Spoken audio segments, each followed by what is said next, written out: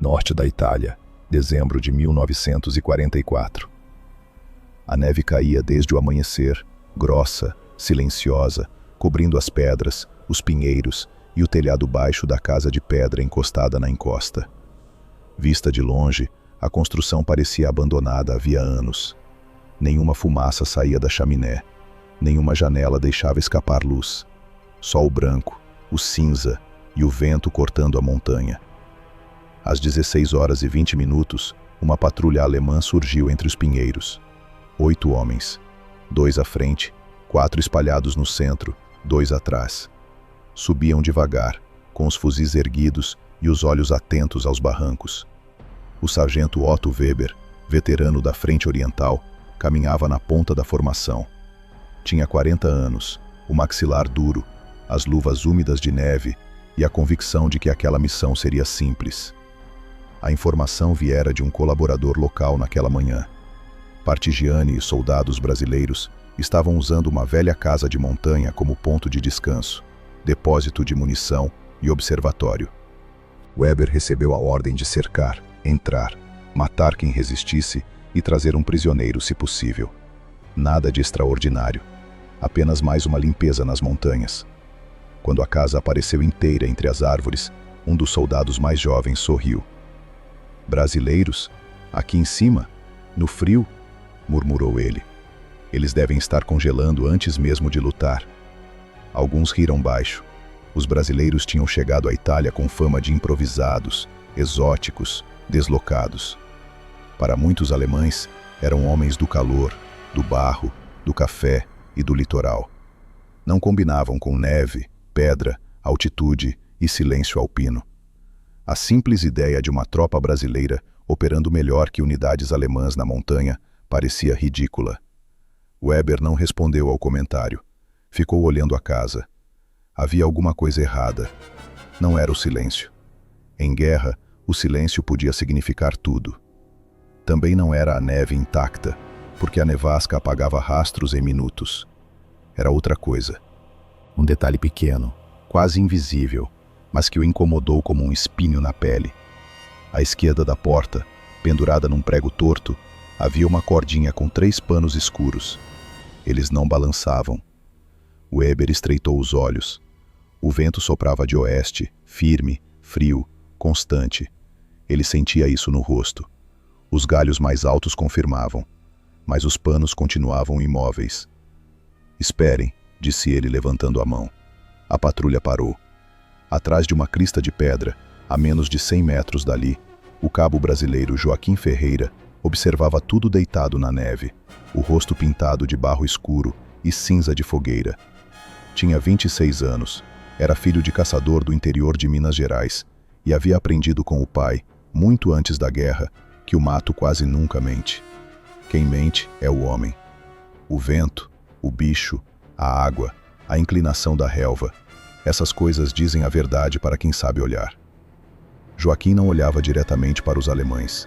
Olhava para o espaço entre eles, para o ritmo, para a pausa entre os passos, para o jeito como o sargento havia travado de repente ao notar algo fora do lugar.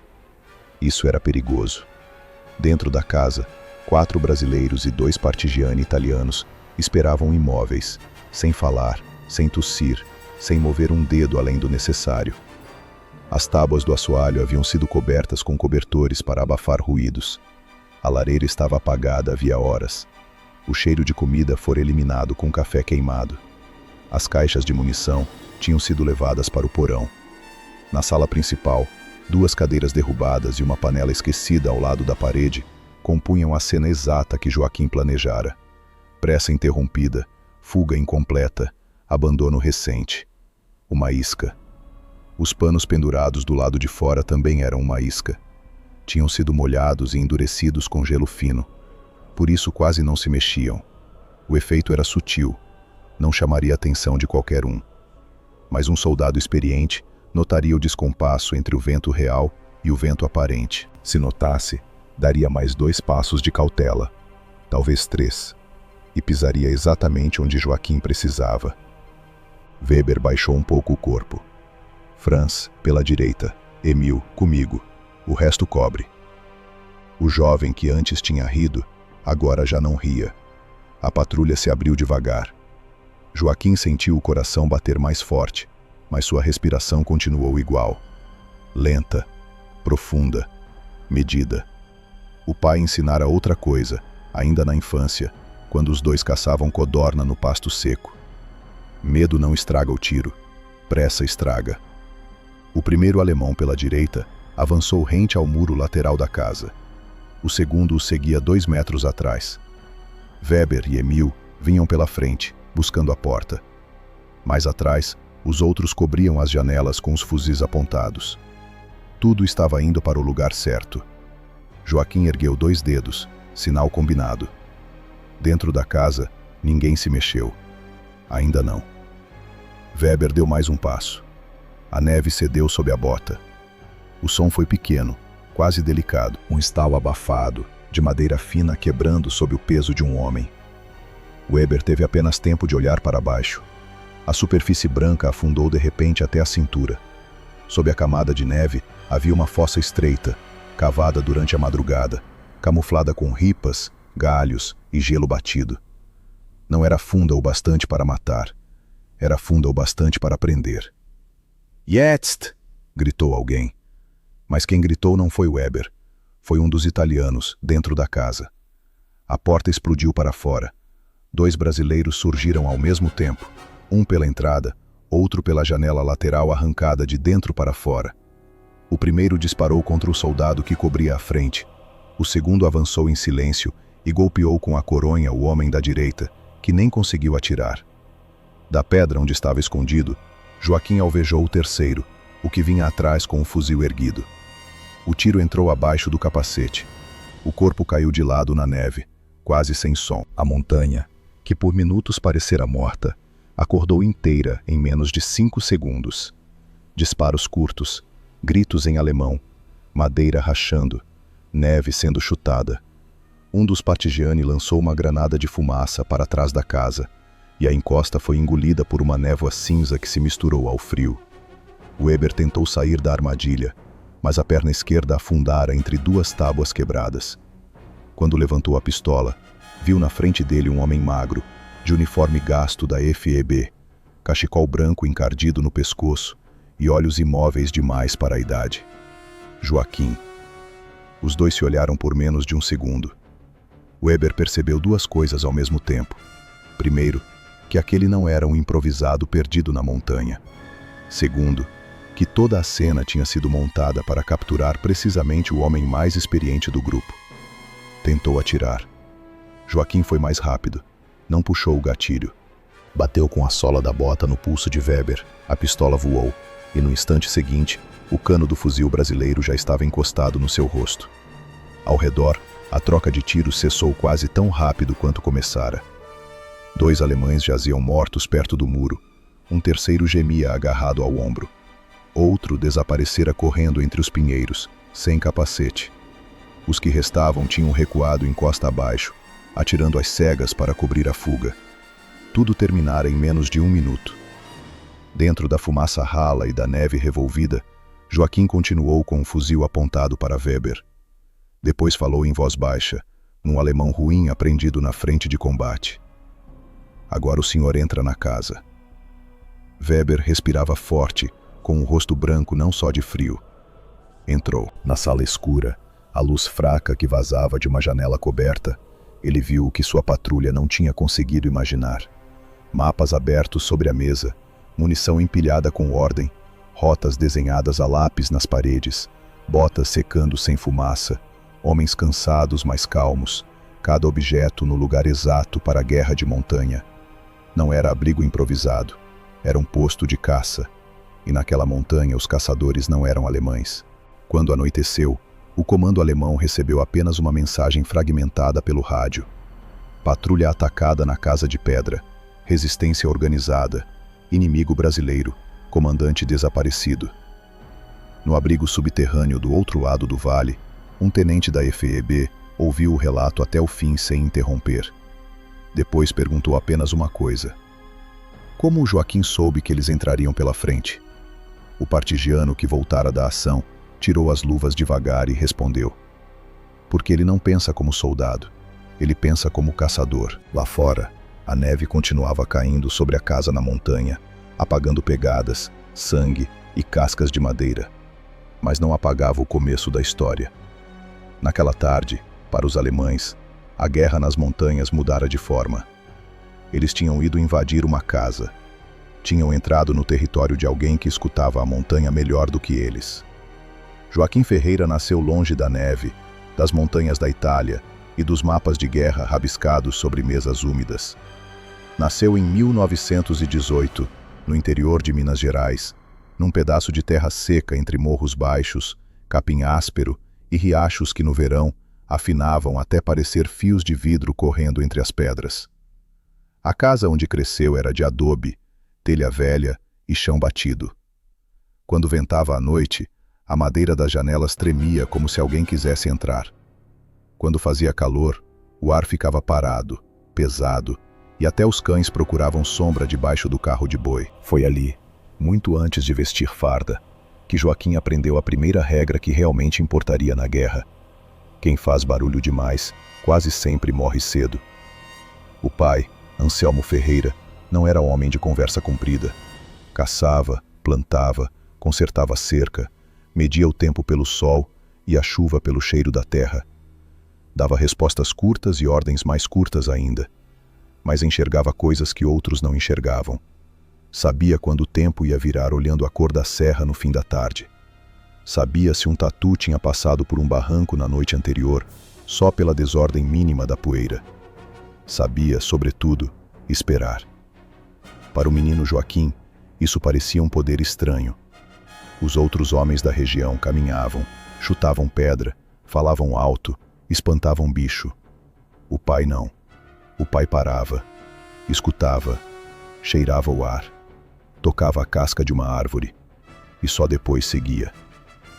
Joaquim tinha 8 anos quando saiu com ele pela primeira vez para caçar seriamente. Não foi uma aventura bonita, dessas que a memória enfeita. Foi longa, cansativa e silenciosa. Ainda estava escuro quando deixaram a casa. O orvalho gelava o tornozelo, o capim cortava a canela.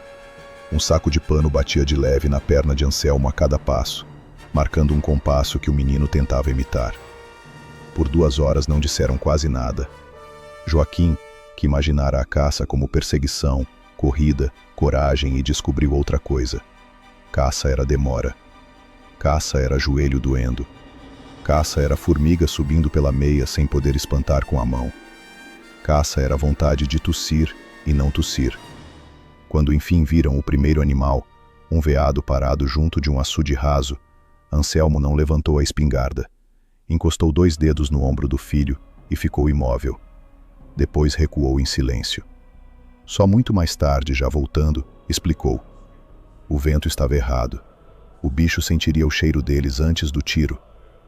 Quem entra no mundo dos outros sem pedir licença, tem que aprender a não avisar que chegou, disse. Essa frase ficou. Aos 10 anos, Joaquim já sabia andar por trilha de pedra sem deslocar cascalho. Sabia diferenciar o som de água corrente do som de gente mexendo em água rasa.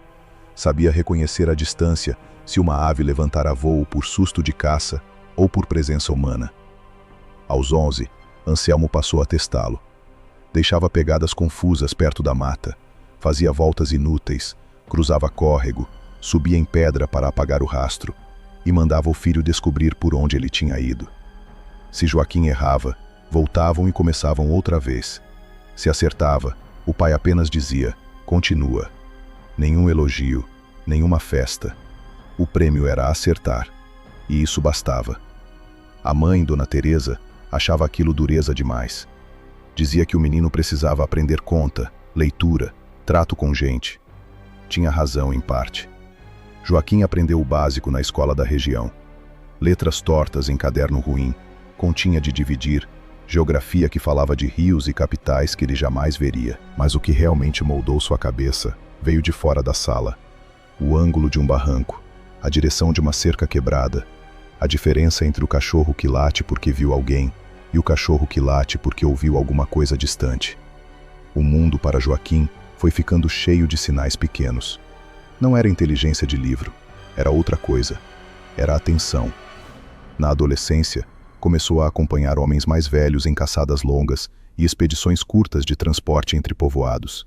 Levava carga, dormia em chão duro, atravessava mata fechada, descia ribanceira com chuva. Aprendeu a cortar caminho sem se perder. Aprendeu a guardar água. Aprendeu a comer pouco e continuar andando. Aprendeu a ficar horas sem falar. E, mais importante, sem sentir necessidade de falar. Alguns o achavam fechado, outros, lerdo. Havia até quem dissesse que aquele rapaz de olhos calmos pensava devagar. Estavam errados. Joaquim pensava depressa. Só não desperdiçava pensamento em voz alta. Aos 15 anos, matou sozinho o primeiro animal grande. Um porco do mato arisco, nervoso, que vinha destruindo roça perto de um córrego fundo. 2 homens tinham tentado antes e voltado sem nada. Joaquim saiu ainda escuro, ficou deitado atrás de uma moita espinhosa até quase o meio-dia e esperou. Não atirou quando ouviu o bicho pela primeira vez, nem quando viu o movimento na margem. Só puxou o gatilho quando o animal entrou exatamente no espaço que ele vinha imaginando havia horas. Voltou para casa sujo de barro, cansado e com o bicho amarrado num pedaço de vara. A mãe chorou de susto ao vê-lo com sangue na camisa. O pai olhou, examinou a posição do tiro e apenas assentiu. Mais tarde, já de noite, falou uma única frase. Você não correu atrás dele. Fez ele vir até você. Joaquim guardou essa frase também. Com o tempo, passou a trabalhar em tudo que aparecia.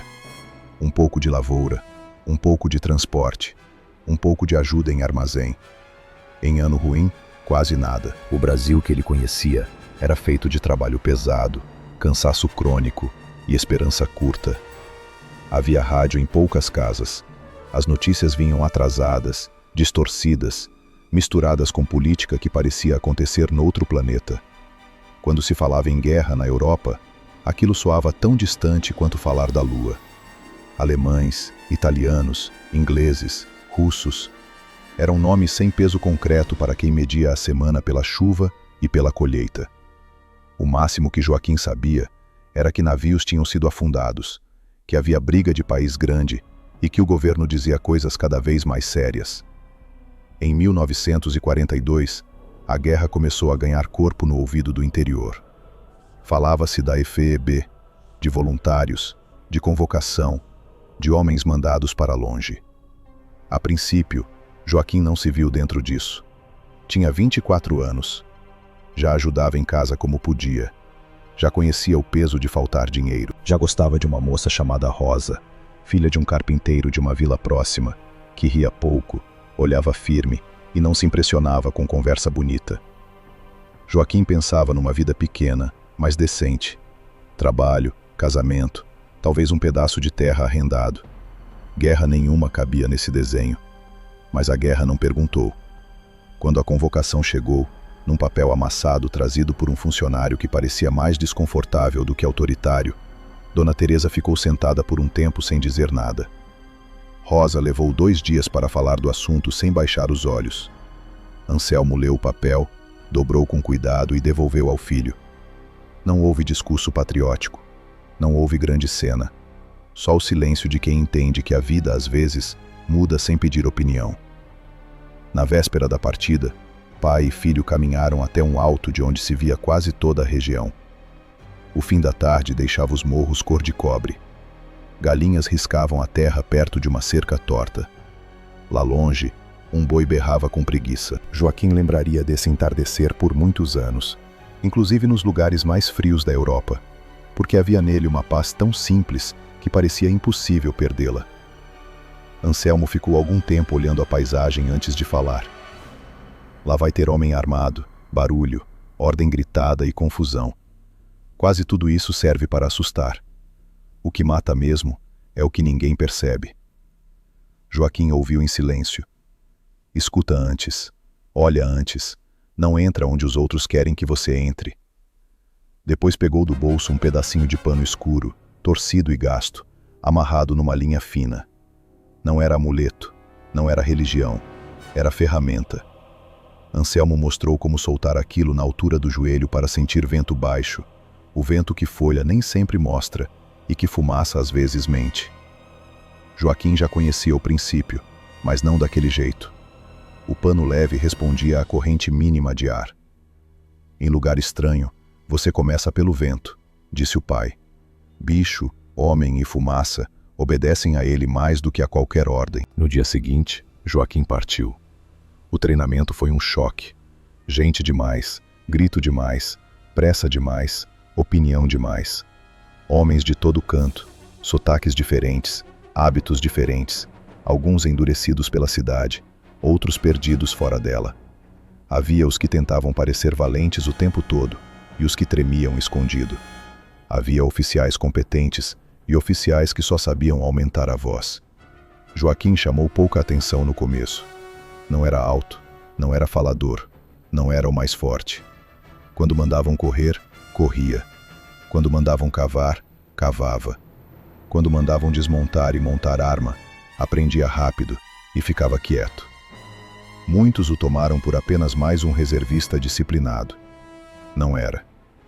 Nos exercícios de campo, começou a aparecer o tipo de habilidade que instrutores nem sempre sabiam nomear. Joaquim se orientava melhor do que devia. Encontrava trilhas com rapidez absurda. Sabia onde montar posição sem ficar exposto. Em marcha noturna, errava menos que quase todos. Num treinamento de infiltração, foi o único de um grupo a contornar um posto de observação sem ser percebido. Um tenente lhe perguntou como fizera. Joaquim respondeu. Eles estavam olhando para frente e o vento vinha de lá. Eu vim por trás. O oficial achou a resposta simplória demais. Não percebeu que ali havia uma lógica inteira. Na viagem para a Itália, o mar embrulhado, o cheiro de metal, óleo e enjoo, a sensação de afastamento definitivo do Brasil começaram a transformá-lo de vez. Muita gente falava para disfarçar medo. Outros escreviam cartas. Joaquim passava tempo demais no convés, olhando o horizonte vazio. Não porque fosse sentimental, mas porque tentava entender a escala do mundo. Até então, tudo nele fora medido em morro, pasto, mata baixa e estrada de terra. De repente, existia oceano. Depois viriam montanhas de verdade. Depois neve. Depois um idioma estrangeiro cuspido entre dentes. Depois a guerra organizada da Europa, com seus mapas precisos, sua artilharia, suas emboscadas técnicas, seus homens treinados desde cedo para obedecer. Quando viu a Itália pela primeira vez, não sentiu heroísmo, sentiu estranheza. As casas de pedra pareciam mais antigas que qualquer coisa que conhecesse. As montanhas tinham uma dureza que o interior de Minas não preparava completamente. E havia frio. Um frio que não castigava só a pele, mas o pensamento. Respirar doía. A mão custava a responder. O metal queimava ao toque. Para muitos brasileiros, aquilo era um inimigo novo. Para Joaquim também. Só que ele não lutou contra o frio como quem enfrenta uma injustiça. Fez o que sempre fizera com o mundo. Observou até entender. Em poucos dias, começou a aprender a neve como antes aprendera o barro. Neve fofa fala de um jeito. Neve prensada fala de outro. Neve recém-caída encobre. Neve velha denuncia. Pegada de bota carregando peso afunda diferente. Homem cansado arrasta mais o calcanhar. Grupo que sobe em silêncio, faz pausas em pontos previsíveis. Vento de vale não é vento de crista. Névoa da manhã não se comporta igual a fumaça de cozinha. Tudo mudava, mas a lógica de fundo era a mesma. Sinal pequeno, leitura paciente, decisão tardia, nunca precipitada. Foi assim que alguns companheiros começaram a procurá-lo antes de patrulhas difíceis. Primeiro por acaso, depois por hábito. Joaquim, por onde você iria? Joaquim, aqui é bom para ficar? Joaquim, eles passaram faz tempo? Ele respondia sem pose. Às vezes acertava uma rota que parecia palpite. Às vezes mandava mudar um abrigo por causa do vento, e horas depois, morteiro caía exatamente onde os outros queriam ter ficado. Não era adivinhação. Era atenção treinada desde menino, agora aplicada a um cenário maior e mais cruel. Ainda assim, ele não se via como alguém especial. Esse era um traço que o acompanharia por toda a guerra. Não havia brilho pessoal na forma como pensava. Havia método, havia economia. Havia um modo de recusar o desperdício, de movimento, de fala, de munição, de medo. Quando um companheiro, já na Itália, brincou dizendo que ele parecia enxergar pelo chão, Joaquim apenas deu de ombros. Talvez enxergasse mesmo, mas não pelo chão, pelos erros dos outros. Foi Rosa quem lhe escreveu isso sem saber, numa carta curta que ele guardaria dobrada por meses. Você sempre percebe quando uma coisa está fora do lugar.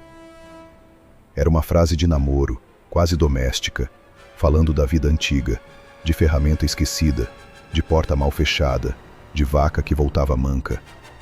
Mas Joaquim leu aquilo no frio de uma encosta italiana e entendeu de repente que toda a sua vida fora preparação para notar o deslocamento mínimo, a quebra mínima, a mentira mínima. Uma casa silenciosa demais, um pano que não balança, uma patrulha que avança confiante onde não deveria. Muito antes de ser soldado, ele já tinha sido treinado para entrar no terreno dos outros sem perturbar nada, e ao mesmo tempo, perceber quando alguma coisa ali fora montada para enganar. Essa seria sua maior força. Não a pontaria, embora atirasse bem. Não a coragem, embora a tivesse. E sim a combinação rara entre paciência e desconfiança. Na guerra, quase todo homem aprende a atirar. Poucos aprendem a esperar. O primeiro choque de verdade aconteceu numa manhã de neblina, poucos dias depois de a Companhia Brasileira subir para um setor mais alto dos Apeninos. Até então, a guerra de Joaquim tinha sido feita de marcha, frio, espera e tiros distantes demais para se ver o rosto de quem morria. Havia patrulhas noturnas, bombardeios de artilharia, caminhões destruídos na estrada e ordens transmitidas depressa por oficiais cansados.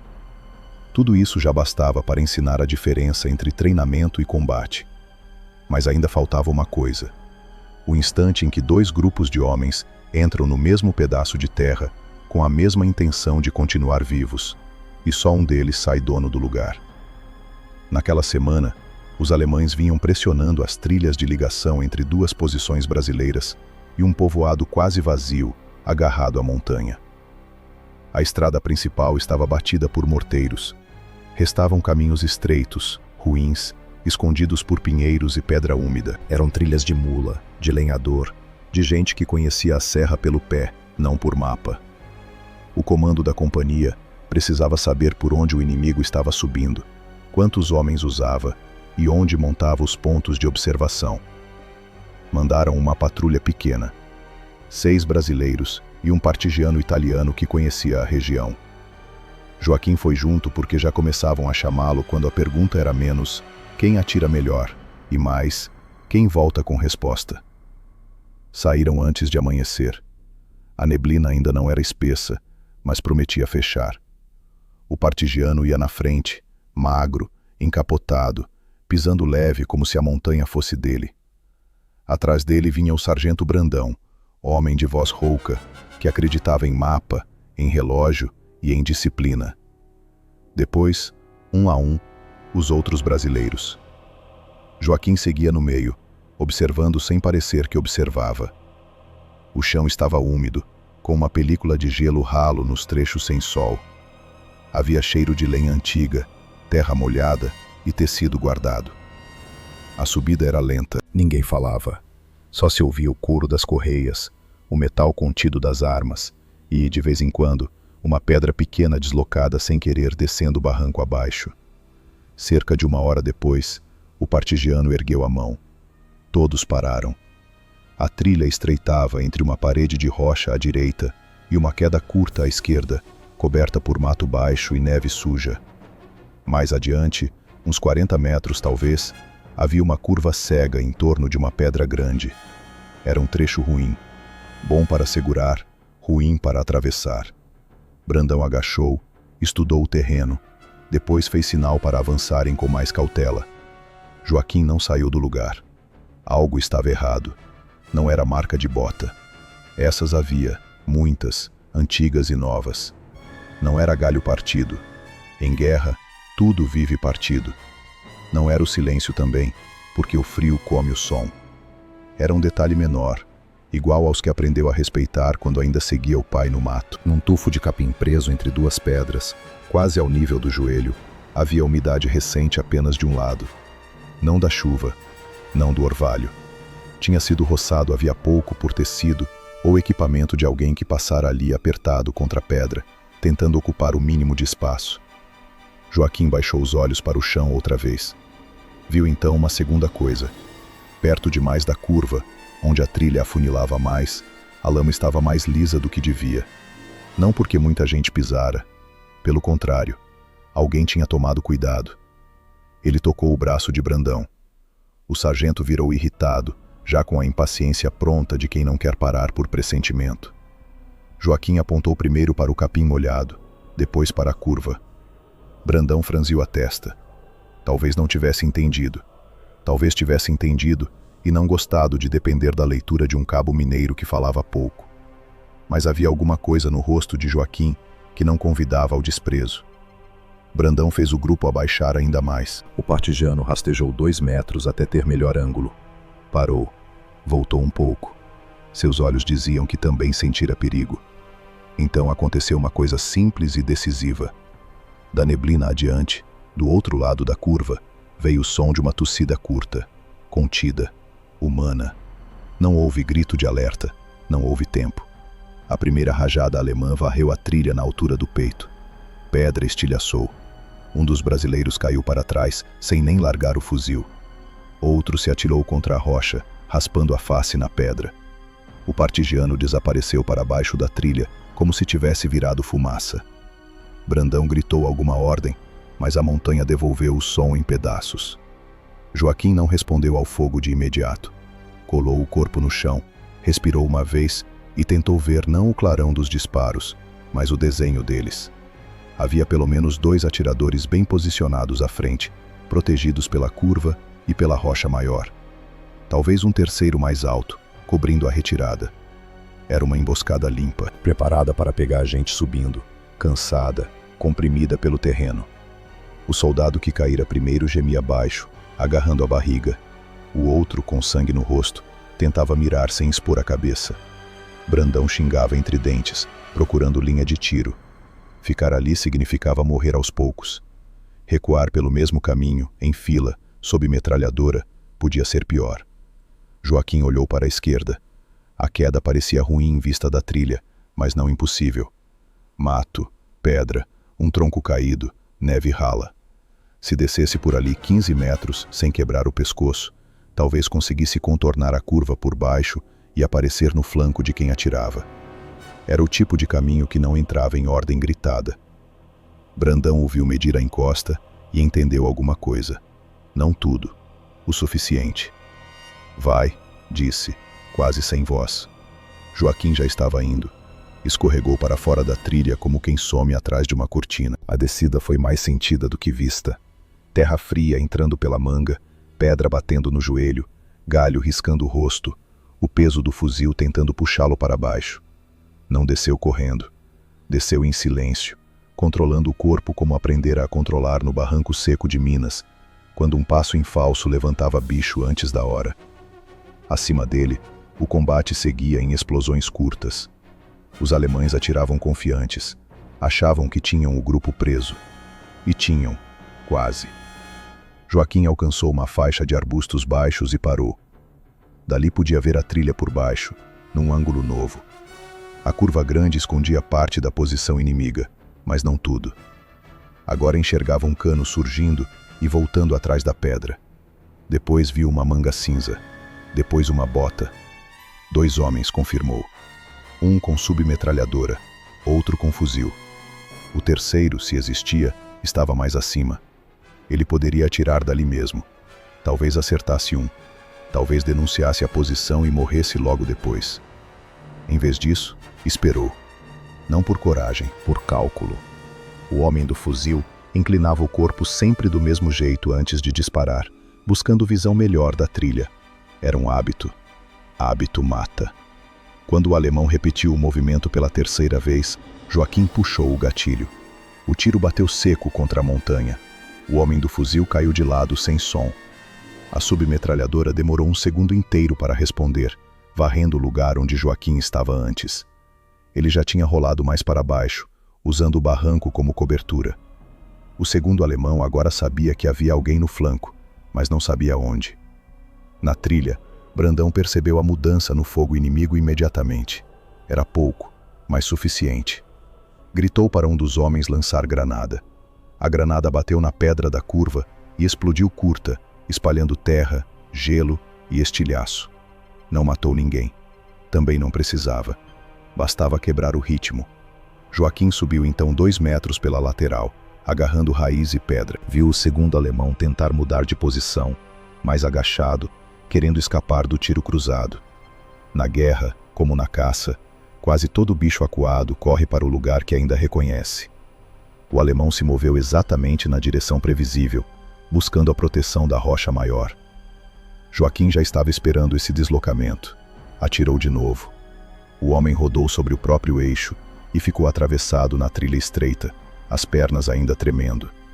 O fogo à frente cessou, mas não todo. O terceiro atirador existia, sim, e estava mais alto. Uma bala bateu tão perto da cabeça de Joaquim que ele sentiu fragmento de pedra quente no rosto, apesar do frio. O alemão de cima tinha boa visão do barranco e da trilha ao mesmo tempo. Posição excelente. Talvez fosse o chefe do grupo. Talvez fosse apenas o melhor deles. De qualquer modo, agora a emboscada ainda não estava vencida. Lá em cima, Brandão berrou para avançarem até a curva antes que o alemão retomasse controle. 2 brasileiros subiram rastejando. O ferido na barriga foi arrastado alguns metros para trás. O soldado de rosto ensanguentado, que mal enxergava de um olho, continuou atirando quase por teimosia. Joaquim procurou o terceiro homem e não viu nada além de sombra, pedra escura e um pinheiro magro entortado pelo inverno. Respirou outra vez. Se o alemão não mostrava o corpo, mostraria a intenção. Ninguém atira de posição alta sem denunciar ao menos o setor da cobertura. Ele ficou imóvel, vendo a névoa fina se deslocar em filamentos. Então notou o que procurava. Um galho de pinheiro tremendo num ponto onde o vento não tocava igual os outros. Ali. O tiro foi mais difícil.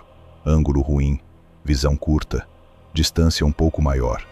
Joaquim mirou não para o galho, mas um palmo abaixo dele, onde um homem encolhido apoiaria o ombro e a arma. Disparou. Silêncio. Nenhum corpo despencou, nenhum grito. Por um instante, ele não soube se acertara. Depois a arma alemã escorregou montanha abaixo sozinha, batendo de pedra em pedra até parar perto da trilha. Isso bastou. Brandão avançou primeiro, com 2 homens logo atrás. Tomaram a curva. O partigiano reapareceu da encosta como um animal saindo da toca e subiu junto. Joaquim contornou por baixo e alcançou a posição inimiga alguns segundos depois. Não havia mais resistência. O primeiro alemão estava morto sobre o fuzil. O segundo sangrava muito e tentava respirar sem conseguir. O terceiro jazia mais acima, de costas, meio escondido entre rocha e raízes. Pela forma como o corpo ficara, devia estar preparando novo disparo quando a bala de Joaquim o pegou pelo lado do pescoço. Brandão olhou a posição e entendeu o que quase tinha acontecido. A emboscada estava muito bem montada. Os alemães tinham escolhido o estrangulamento da trilha, calibrado distância, linha de fogo e cobertura. Se a patrulha brasileira tivesse avançado mais 3 passos antes de desconfiar, provavelmente metade cairia na primeira rajada. Talvez todos. O soldado ferido continuava gemendo. O sangue escurecia o casaco. Não dava para ficar ali muito tempo. Ainda assim, Brandão se agachou junto ao alemão que agonizava e puxou dele um mapa dobrado, uma bússola e uma caderneta encharcada. Depois mandou recolher as armas e revistar os corpos depressa. Foi então que o partigiano chamou os brasileiros com um assobio curto. Mais acima da posição principal, escondido por pedras e 2 lonas camufladas, havia um pequeno posto de observação improvisado. Nada grande, mas suficiente para dominar aquele trecho de ligação havia dias. Havia caixas de munição, comida, garrafas, telefone de campanha e marca recente de mais homens do que os 3 mortos. O resto da equipe devia ter se afastado antes do amanhecer ou descido para outra linha. De um jeito ou de outro, tinham deixado ali algo valioso. a confirmação de que os alemães já estudavam os caminhos brasileiros com método, não mais apenas por pressão cega. Brandão abriu o mapa tomado do morto. Havia marcações a lápis, rotas, horários aproximados, sinais junto a casas de pedra e pontos altos. Um trabalho sério. Eles estão caçando a nossa circulação, murmurou. Ninguém respondeu. O ferido brasileiro precisava ser levado. O alemão moribundo não sobreviveria à descida. Brandão tomou uma decisão curta e dura, como a guerra exigia, e mandou partir em 3 minutos. Antes de sair, olhou para Joaquim. Não foi um olhar de amizade, também não de surpresa pura. Foi o reconhecimento seco de um homem que percebe que o outro viu, antes de todos, a morte montada no caminho. Na descida, carregando o companheiro entre 4 homens, com a neblina já mais fechada e o peso do combate começando a cair sobre os músculos, ninguém falava. O partigiano seguia na frente outra vez. Brandão vinha atrás, segurando o mapa por dentro do casaco. Joaquim fechava a retaguarda. Só quando pararam num abrigo temporário, já fora da linha de fogo, o soldado de rosto cortado sentou numa caixa vazia, limpou o sangue do olho e perguntou, ainda ofegante: "Como foi que você percebeu?" Joaquim demorou um pouco para responder, não por mistério, porque estava cansado e porque nunca lhe agradou explicar o que para ele parecia simples. "Eles prepararam bem demais a curva", disse por fim. "Quando o homem quer esconder uma armadilha, ele acaba arrumando o terreno mais do que devia." O soldado franziu a testa, sem entender completamente. Brandão, que escutava de lado, completou em voz baixa: "Ele quer dizer que estava bonito demais para ser verdade." Joaquim não corrigiu, também não concordou. Naquela noite, o relatório subiu para o comando com informação suficiente para mudar patrulhas, horários e rotas de abastecimento. O papel registrou o encontro como escaramuça bem-sucedida em terreno montanhoso, com destruição de posto avançado inimigo e apreensão de material. O nome de Joaquim apareceu apenas como integrante da patrulha. Nada fora do comum. Nenhuma linha dizia que a diferença entre voltar e não voltar tinha começado porque um cabo mineiro reparara em capim molhado de um lado só. Mas, dali em diante, dentro da companhia, a percepção sobre ele mudou. Ainda não era lenda. Ainda não era o homem da casa na montanha. Ainda não era o caçador que os alemães aprenderiam a temer. Era apenas o soldado que, na primeira vez em que a guerra realmente tentou fechar a mão sobre o grupo, conseguira ver os dedos antes do golpe. Nas semanas seguintes, alguma coisa mudou nas montanhas. Primeiro de um jeito pequeno demais para virar relatório.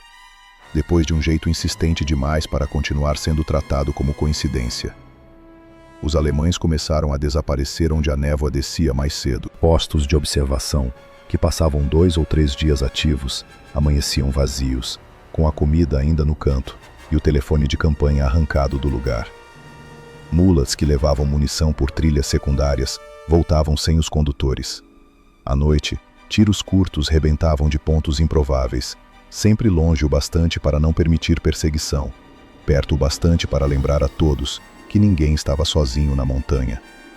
No começo, os oficiais alemães atribuíam aquilo aos partigiani. Fazia sentido. Partisanos conheciam o terreno, operavam em grupos pequenos e tinham o hábito de atacar logística, mensageiros, linhas telefônicas. Mas havia um detalhe que incomodava os mais atentos. Os ataques eram limpos demais.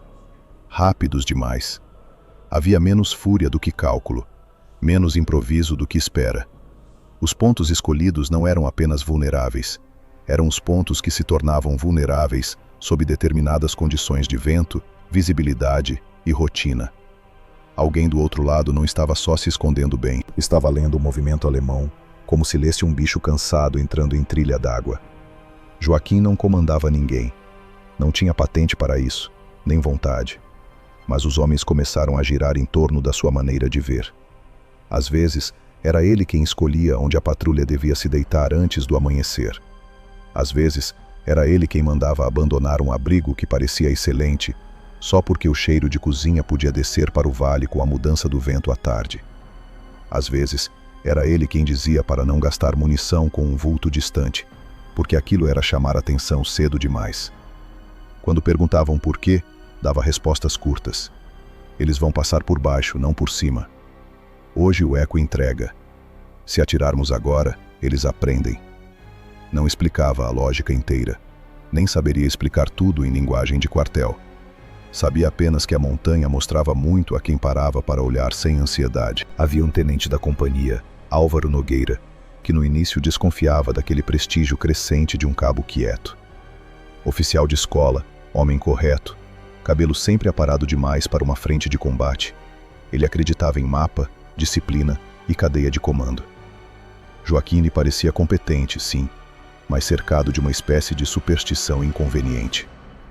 Soldados já murmuravam frases como: se o Joaquim escolher o lugar, a gente volta. E ele sabe quando eles estão vindo. Isso, para Nogueira, era perigoso. Exército não podia depender de mística. A primeira vez que mudou de ideia foi perto de um curral em ruínas, numa encosta coberta por pedra solta e oliveiras secas. Receberam informação de que uma linha telefônica alemã passava por ali, ligando um posto avançado a uma posição de morteiro mais atrás. O plano inicial era simples: subir de noite, cortar o cabo, plantar carga leve e descer. Joaquim olhou o desenho do terreno e disse que o cabo não estaria onde o guia indicava. O tenente perguntou por quê. Joaquim respondeu: porque nesse lado o vento bate o fio na pedra, faz barulho, eles devem ter mudado. Nogueira quase rebateu, mas mandou conferir. O cabo tinha sido mesmo desviado para o outro lado do muro caído, protegido por 2 pedras e uma vala rasa. O guia italiano jurou que 2 dias antes não estava ali. Joaquim apenas deu de ombros. Em guerra, 2 dias eram tempo demais para continuar acreditando no terreno antigo. Nessa mesma ação, ele fez algo que os homens passariam a contar depois, como se tivesse sido mais extraordinário do que realmente foi. Não foi heroísmo no sentido teatral. Foi precisão. Quando já tinham cortado a linha e se preparavam para sair, Joaquim parou no escuro e mandou todos se agacharem. Não ouvira voz. Não vira lanterna.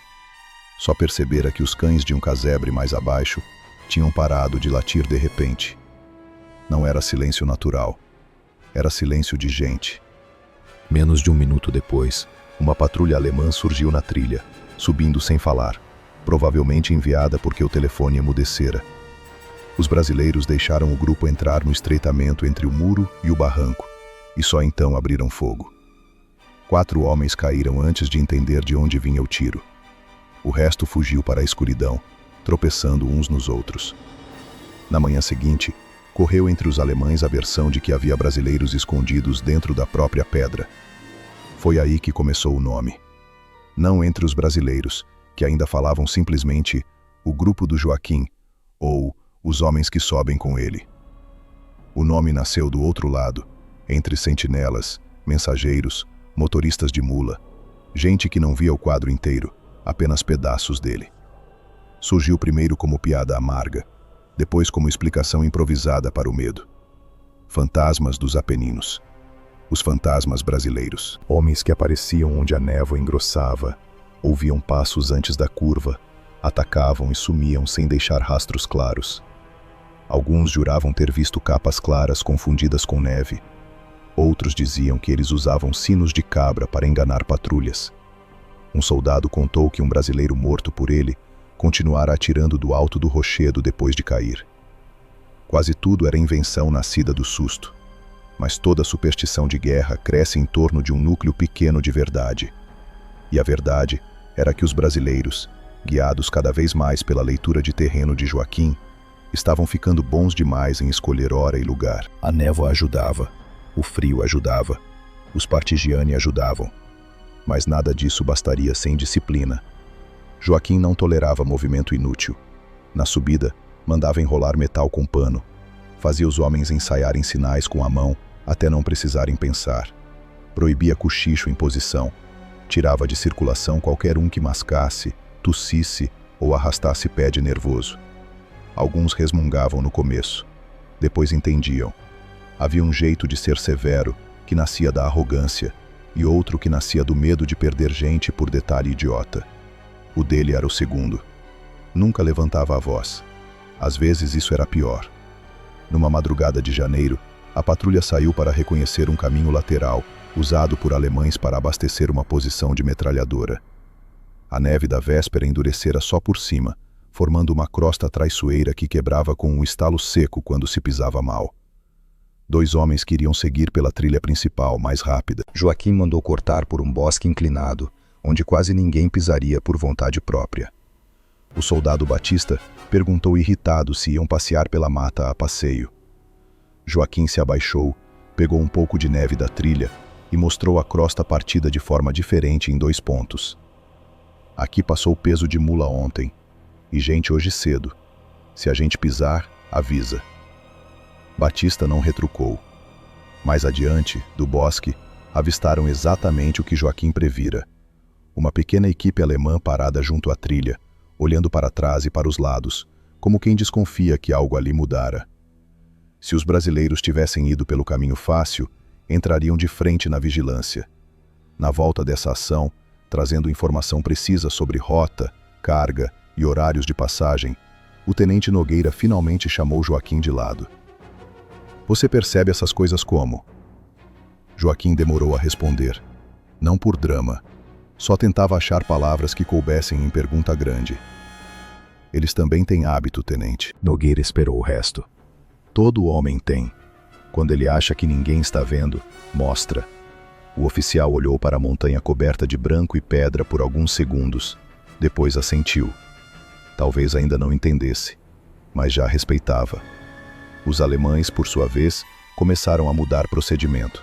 Patrulhas passaram a sair em grupos maiores. Alguns oficiais exigiram avanço mais lento, com flanqueadores. Postos isolados foram recolhidos para posições mais seguras. Em certos setores, mensageiros receberam ordem de evitar travessias antes do amanhecer. O efeito tático disso era real. O efeito psicológico, maior ainda.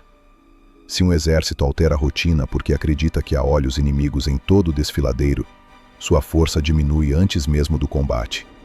Os homens dormem pior, atiram cedo demais, veem perigo onde há sombra, gastam energia não com a missão, mas com a antecipação do susto. Joaquim percebeu essa mudança antes que qualquer relatório a nomeasse. Agora eles estão escutando também, disse a um partigiano, depois de encontrar, numa mesma manhã, 2 trilhas falsas deixadas de propósito para atrair perseguidores. Não falou com admiração nem com medo. Falou como caçador que nota que a caça começou a aprender. Isso só tornava o jogo mais sério, e sério ficou.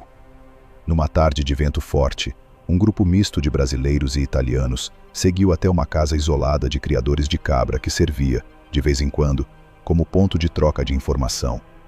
A mulher que morava ali oferecia sopa rala quando podia, e mais importante, observava a estrada baixa da janela do andar superior. Nesse dia, ao chegarem, Joaquim não entrou.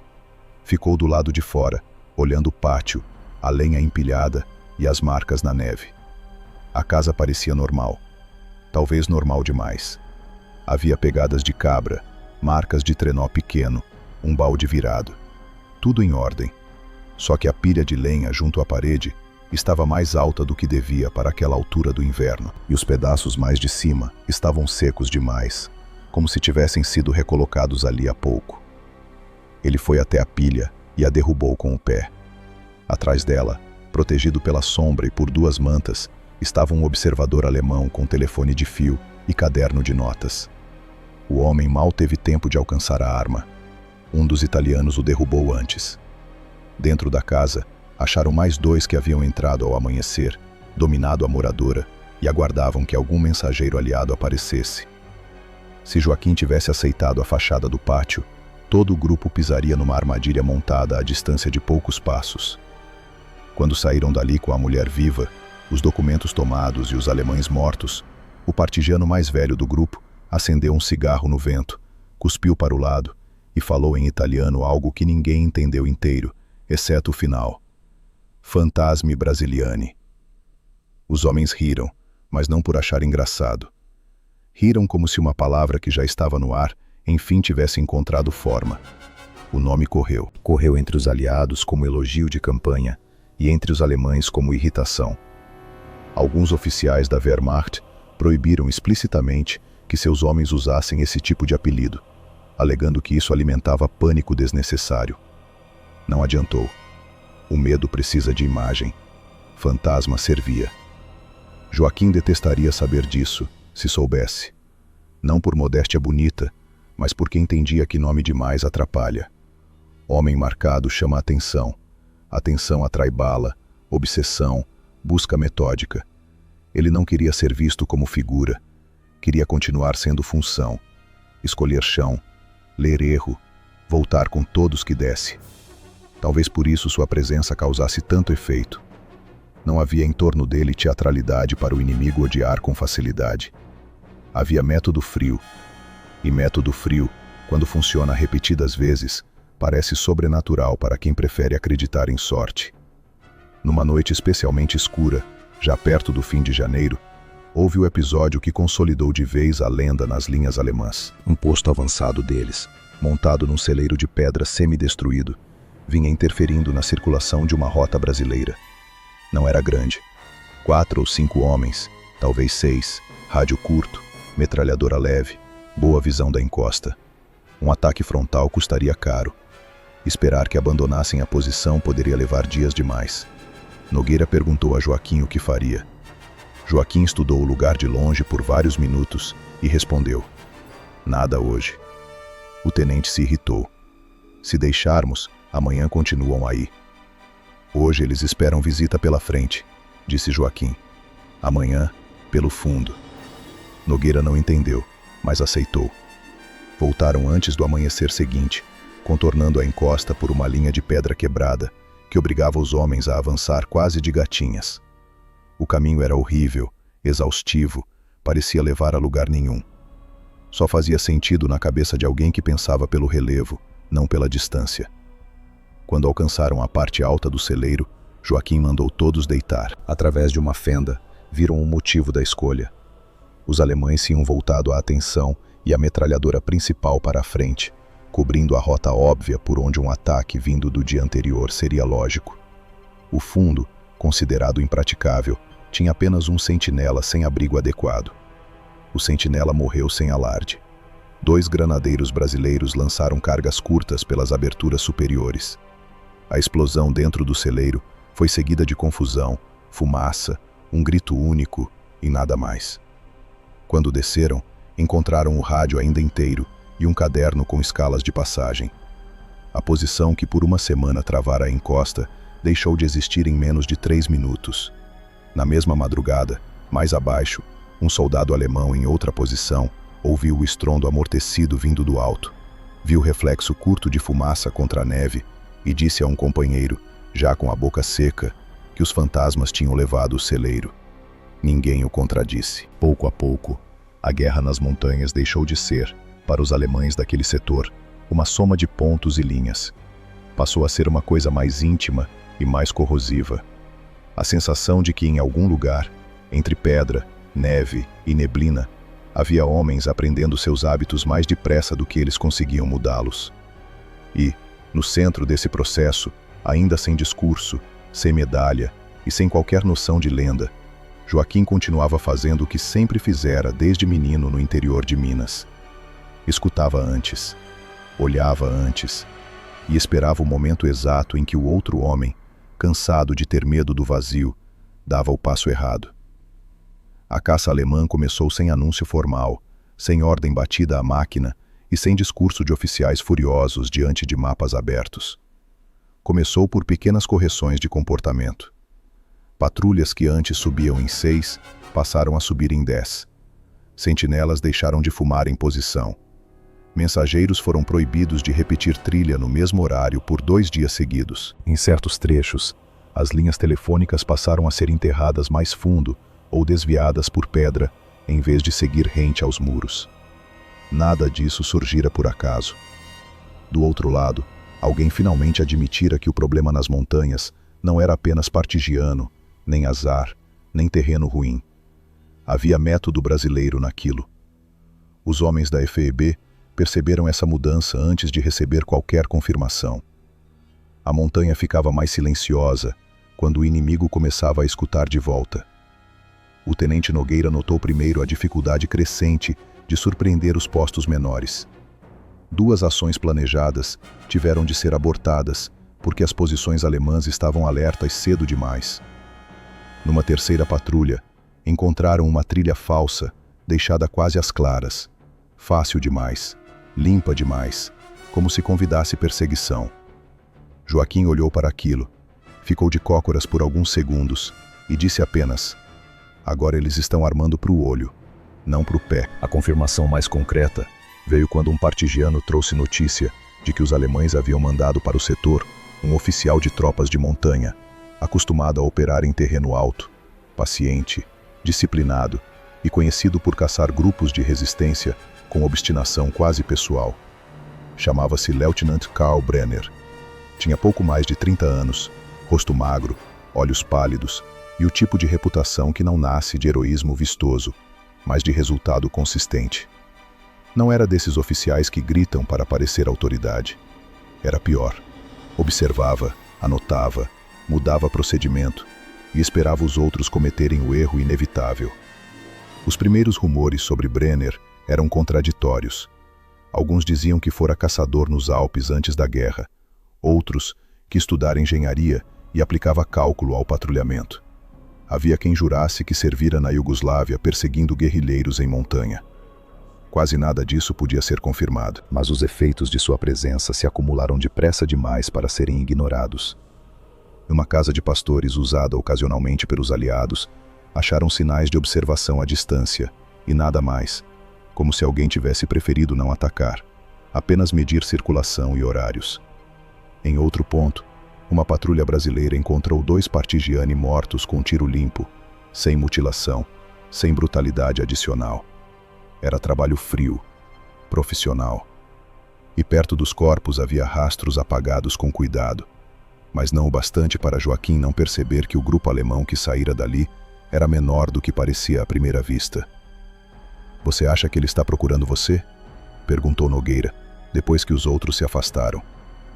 Joaquim demorou um instante. "Não eu. O jeito." Era uma resposta precisa. O perigo deixara de ser apenas confronto. Havia agora do lado alemão um homem tentando entender a lógica por trás dos golpes brasileiros. Se Brenner aprendesse o suficiente, começaria a inverter o jogo. Naquela mesma semana, apareceu a primeira isca montada especificamente para alguém como Joaquim. Foi perto de um moinho abandonado numa dobra do vale, onde a água corria sob gelo fino e fazia um ruído baixo, ótimo para encobrir passos. O lugar tinha valor limitado, mas servia como passagem entre 2 trilhas. Um informante italiano jurou que uma pequena equipe alemã usaria o moinho naquela noite como ponto de retransmissão. O plano parecia bom demais. Brandão, que também participaria, gostou da oportunidade. Joaquim não. Chegaram antes da hora e ficaram observando de longe. Tudo parecia normal. Fumaça nenhuma, porta travada, roda do moinho parada, neve com poucas marcas. Mesmo assim, havia no terreno uma arrumação excessiva que o incomodava. O lado direito do acesso estava mais vazio do que devia, como se pedras que naturalmente segurariam neve tivessem sido limpas de propósito para facilitar passagem silenciosa. Perto do córrego, viu 2 hastes secas fincadas num ponto de onde se enxergava bem a trilha de aproximação, mas que não serviam para nada agrícola nem doméstico. Joaquim mandou todos recuarem 10 metros. Brandão irritou-se. "Se esperarmos mais, eles entram e saem." "Eles já estão aqui", respondeu Joaquim. "Não dentro do moinho, em volta." Ficaram imóveis. 3 minutos depois, um disparo cortou a escuridão vindo do alto da margem oposta, onde ninguém havia procurado porque o ângulo parecia ruim para tiro. A bala passou onde Batista estaria se não tivesse obedecido ao recuo. Quase junto com o disparo, surgiram 2 clarões curtos atrás do moinho e outro mais acima, entre árvores.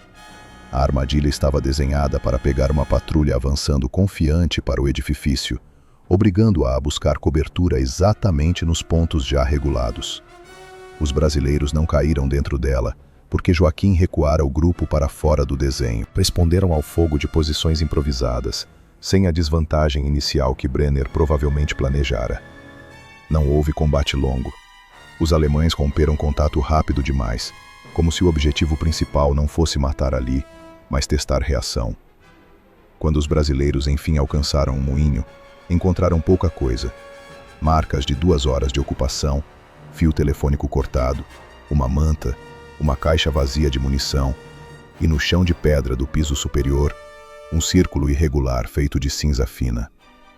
Joaquim tocou a cinza com a luva, esfregou entre os dedos e olhou pela janela quebrada. "O que é?" perguntou Brandão. "Teste de vento", respondeu. Não sabia ao certo se Brenner usara aquilo exatamente para isso, mas parecia. Alguém do outro lado também começava a medir ar, direção e corrente. Não era superstição, era estudo.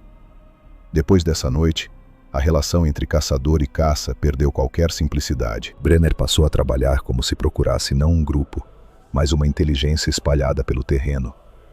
Distribuía observadores discretos, alternava horários, simulava descuido onde queria vigilância. Em certos trechos, deixava vestígios calculados, rastros visíveis demais, restos de ração, latas, bitucas, como quem semeia informação falsa e espera descobrir qual dela germinará em emboscada inimiga. Joaquim percebeu isso e passou a contrariar o instinto natural dos seus. Se a trilha parecia boa, evitava. Se a oportunidade parecia pronta, recusava. Se um posto alemão parecia exposto demais, concluía que talvez não estivesse exposto para eles, mas para quem viesse atacá-lo. Alguns soldados começaram a reclamar em voz baixa. Diziam que agora tudo era suspeito demais. Joaquim escutava sem se ofender. Sabia que o cansaço produz irritação, e irritação produz barulho, e barulho produz morte. O encontro mais próximo entre Joaquim e Brenner aconteceu sem que um visse claramente o rosto do outro. Foi no fim de uma tarde de neblina baixa, perto de uma capela destruída, cuja torre sem sino servia de ponto de referência para a metade do vale. Um mensageiro partigiano trouxera aviso urgente. Uma coluna pequena alemã passaria ao cair da luz, levando mapas e possivelmente ordens novas para a redistribuição de postos avançados. Interceptar aquilo valeria o risco. Nogueira separou 7 homens, entre brasileiros e italianos, e deixou Joaquim escolher o terreno. Ele escolheu um corredor de pedra abaixo da capela, estreito, curvado e coberto por árvores esparsas que quebravam silhuetas sem bloquear totalmente a visão. O lugar tinha um defeito. Oferecia 2 saídas possíveis para quem fosse pego. Justamente por isso lhe parecia bom. Emboscada perfeita demais, costuma ser a que o inimigo experiente também prevê. Posicionaram-se antes do escurecer completo. Esperaram. A coluna surgiu no horário previsto, mas menor do que o informado. 4 homens apenas. Um sargento, 2 fuzileiros e um carregador de pasta. Marchavam sem conversa, distância regular, disciplina seca. Joaquim viu isso e sentiu o primeiro sinal de erro. Gente levando papel importante geralmente se protege com mais nervosismo. Ali havia calma demais. Levantou a mão, sinalizando para não atirar. 2 segundos depois, percebeu o resto. Acima da coluna, em cota mais alta, algo deslocou névoa entre os troncos. Não era vento. Era presença. Brenner montara um chamariz. Se os brasileiros abrissem fogo sobre os 4 homens da trilha, denunciariam posição para a equipe principal, escondida acima, pronta para descer tiro em leque. Era uma ideia boa. Quase teria funcionado. Joaquim mudou o plano sem palavras. Fez sinal para deixar a coluna passar inteira. Batista arregalou os olhos, indignado, mas obedeceu. Os 4 alemães sumiram na curva. O verdadeiro grupo de cobertura, talvez 5 ou 6, começou então a se mover lá em cima, procurando ângulo sobre um ataque que não vinha. Nesse momento, por um instante curto, um oficial alto, magro, com capote de montanha ajustado e binóculo no peito, apareceu entre 2 troncos para olhar melhor o corredor abaixo. Joaquim viu só esse recorte, nada mais. Atirou. Não soube se acertou. O vulto caiu para trás ou apenas se lançou ao chão. Imediatamente veio a resposta alemã, dura, bem coordenada, rajadas curtas de contenção. Os brasileiros recuaram por setores, exatamente como Joaquim treinava. Ninguém correu de qualquer jeito. Do lado alemão, a equipe de Brenner não perseguiu além de certo ponto. Ou porque houve ferido, ou porque o objetivo voltava a ser medir, não aniquilar. Quando tudo acabou, ficaram duas conclusões ruins e uma boa. A ruim, primeira. Brenner chegara perto demais de entender como os brasileiros escolhiam terreno. A ruim, segunda. Agora provavelmente sabia que do lado de cá havia alguém capaz de perceber um chamariz tático em segundos. A boa. Ele também falhara. E caçador que falha, por melhor que seja, deixa sempre um traço a mais do que gostaria. Na manhã seguinte, Joaquim voltou sozinho, com cobertura distante, para ler o terreno do encontro. Achou pouco. Brenner mandara apagar rastro com cuidado. Mesmo assim, perto de uma raiz exposta, encontrou uma gota seca de sangue escurecida e, presa num espinho baixo, uma fibra de lã cinza arrancada de uniforme pesado. Ficou olhando aquilo algum tempo. Depois guardou a fibra. Acertou ele? Perguntou Nogueira quando Joaquim voltou. Ou ele caiu rápido? Dá no mesmo? Joaquim pensou antes de responder. Não. Homem ferido pensa diferente. Essa frase pesou sobre os dias seguintes. Se Brenner saíra ileso, voltaria com frieza intacta. Se tinha sido ferido, ainda que pouco, poderia acelerar demais, endurecer demais, buscar vingança técnica onde antes havia apenas método. Os alemães apertaram o cerco. Casas de apoio foram monitoradas à distância em vez de invadidas. Trechos de trilha foram deixados aparentemente livres por tempo demais, como quem abre espaço para o adversário confiar. Um guia local desapareceu e reapareceu morto 2 dias depois, sinal de que Brenner também trabalhava pelas bordas humanas do setor, não só pelo relevo. A montanha ficava menor, o ar mais curto. Foi então que Nogueira tomou uma decisão rara: reduzir operações por 2 dias inteiros, contrariando pressão de cima. Alguns acharam cautela excessiva. Joaquim não. Às vezes, para não ser encontrado, o melhor movimento é aceitar perder iniciativa por pouco tempo e deixar o outro caminhar mais dentro do próprio plano do que deveria. Brenner queria contato, queria padrão, queria repetição suficiente para fechar a mão sobre o método. Não tendo isso, seria obrigado a apostar mais. E aposta, na guerra, também deixa rastro. No fim da segunda noite sem ação brasileira, um observador italiano viu um movimento incomum perto de uma antiga pedreira abandonada. Não era comboio, não era patrulha comum. Era preparação fixa demais para simples passagem. Nogueira ouviu o relato, olhou para Joaquim e percebeu, pelo jeito como ele se endireitou, que alguma coisa finalmente mudara de lado.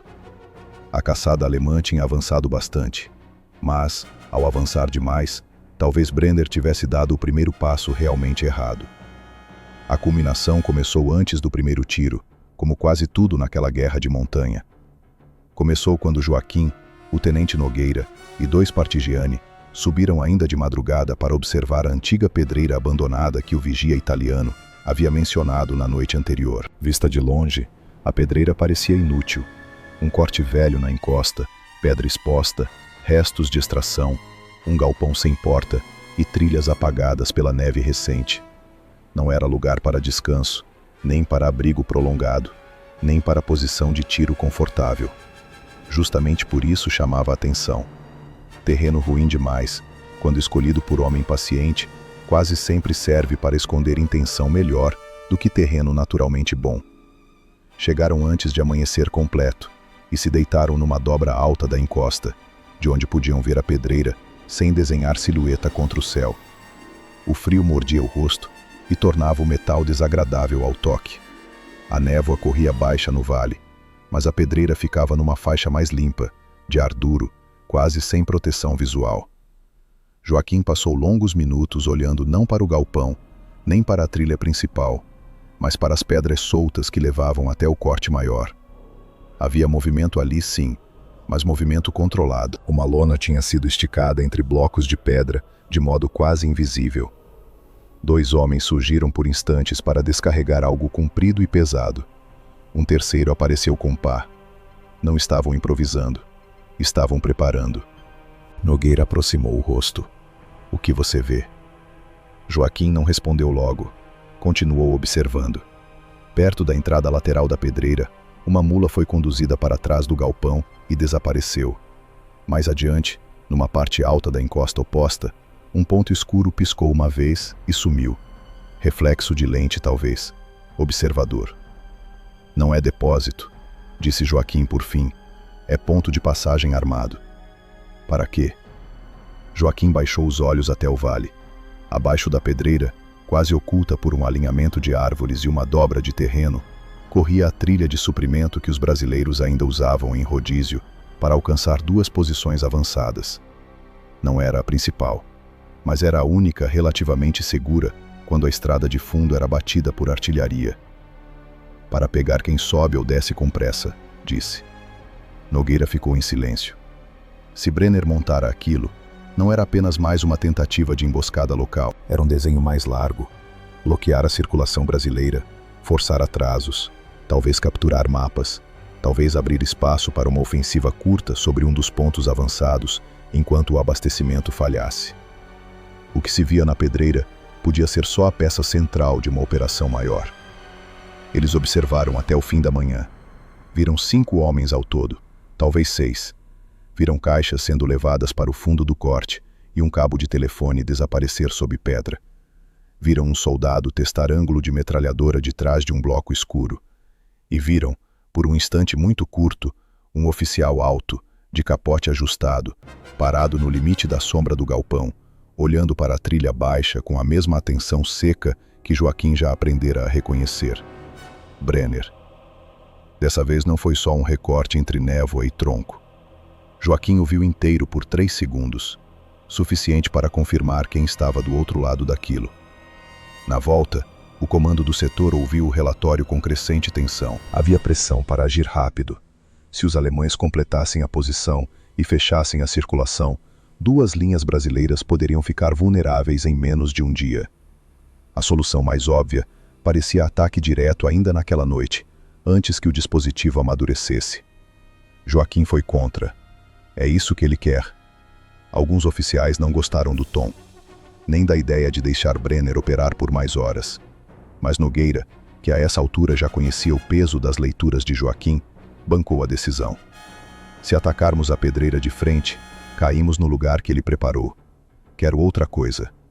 A outra coisa exigia risco maior e entendimento mais fino da montanha.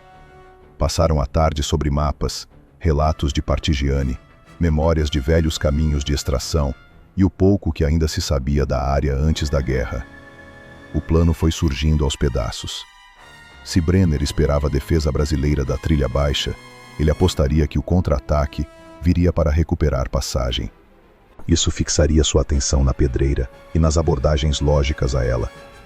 Mas a pedreira tinha um defeito estrutural. Acima dela, muito acima, existia uma faixa de rocha quebrada, quase impraticável no inverno, resto de um deslizamento antigo, que descia para um dos lados do corte maior. Não servia para coluna, não servia para mula, quase não servia para homem carregado. Justamente por isso podia servir para caça. Joaquim quis subir por ali com um grupo pequeno, ainda na madrugada seguinte, enquanto outra equipe brasileira simulava a preparação para ataque pela trilha baixa, atraindo observação alemã para o setor que Brenner considerava decisivo. Se desse certo, os homens de cima alcançariam a borda da pedreira antes do amanhecer completo e cairiam sobre o centro da posição no instante em que os alemães estivessem orientados para a frente. Se desse errado, ficariam expostos em encosta ruim, sem retirada limpa e talvez sob fogo de metralhadora de baixo para cima. Nogueira aceitou, não porque fosse o plano mais confortável, porque já não havia tempo para plano confortável. Partiram ainda de noite. O grupo de Joaquim levava 6 homens.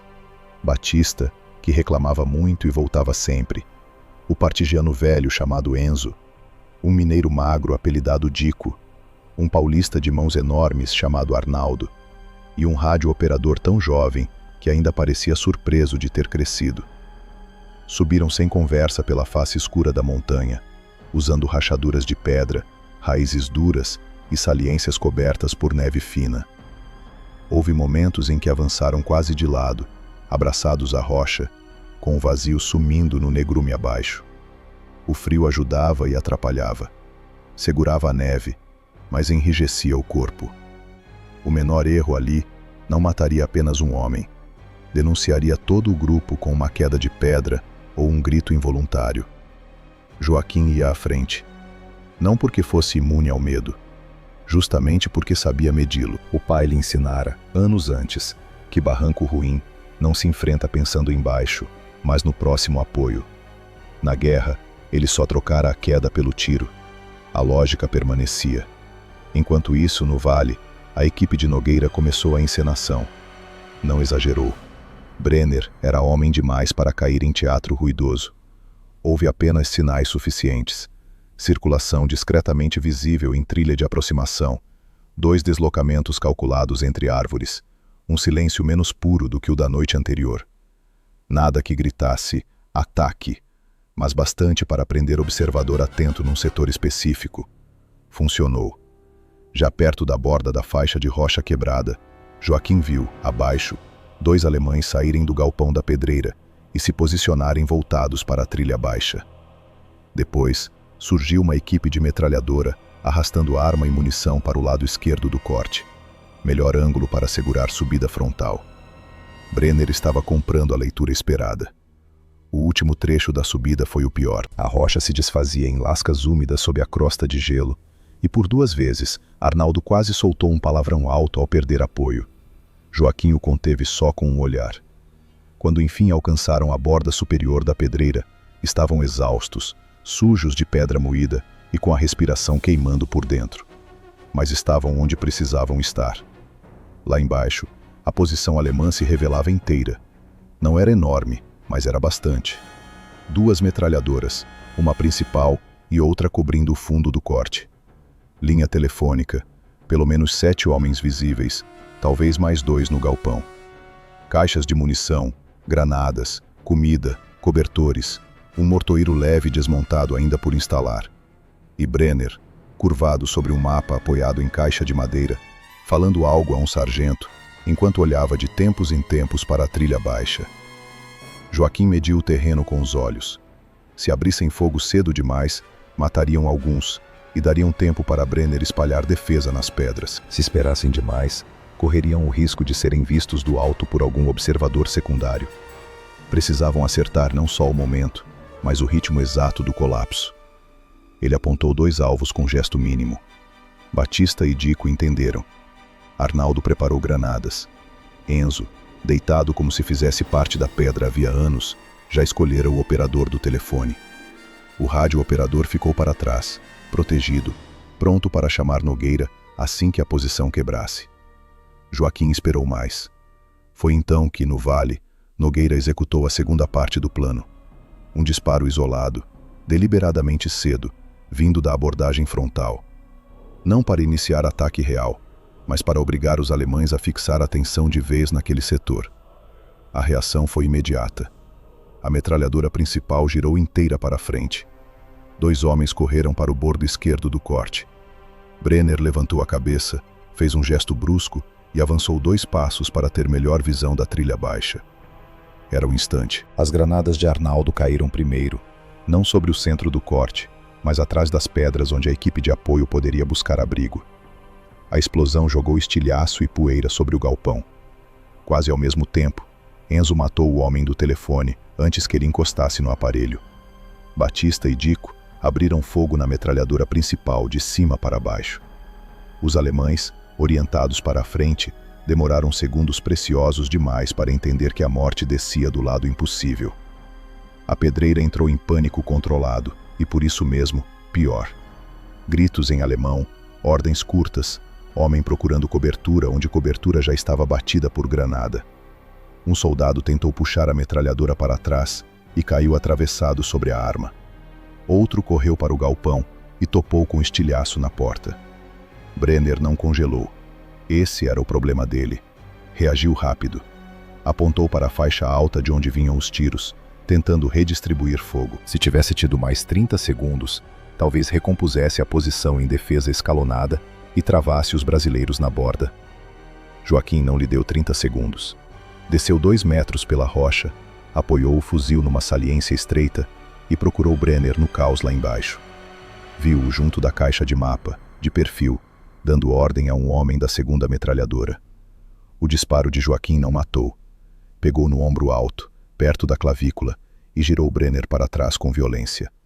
O oficial caiu de joelhos, levantou metade do corpo e ainda tentou apontar para cima. Nesse exato momento, Nogueira, lá embaixo, transformou a simulação em ataque de verdade. Sua equipe subiu pela trilha frontal com fogo curto e agressivo, aproveitando o desarranjo da posição. A pedreira virou esmagamento.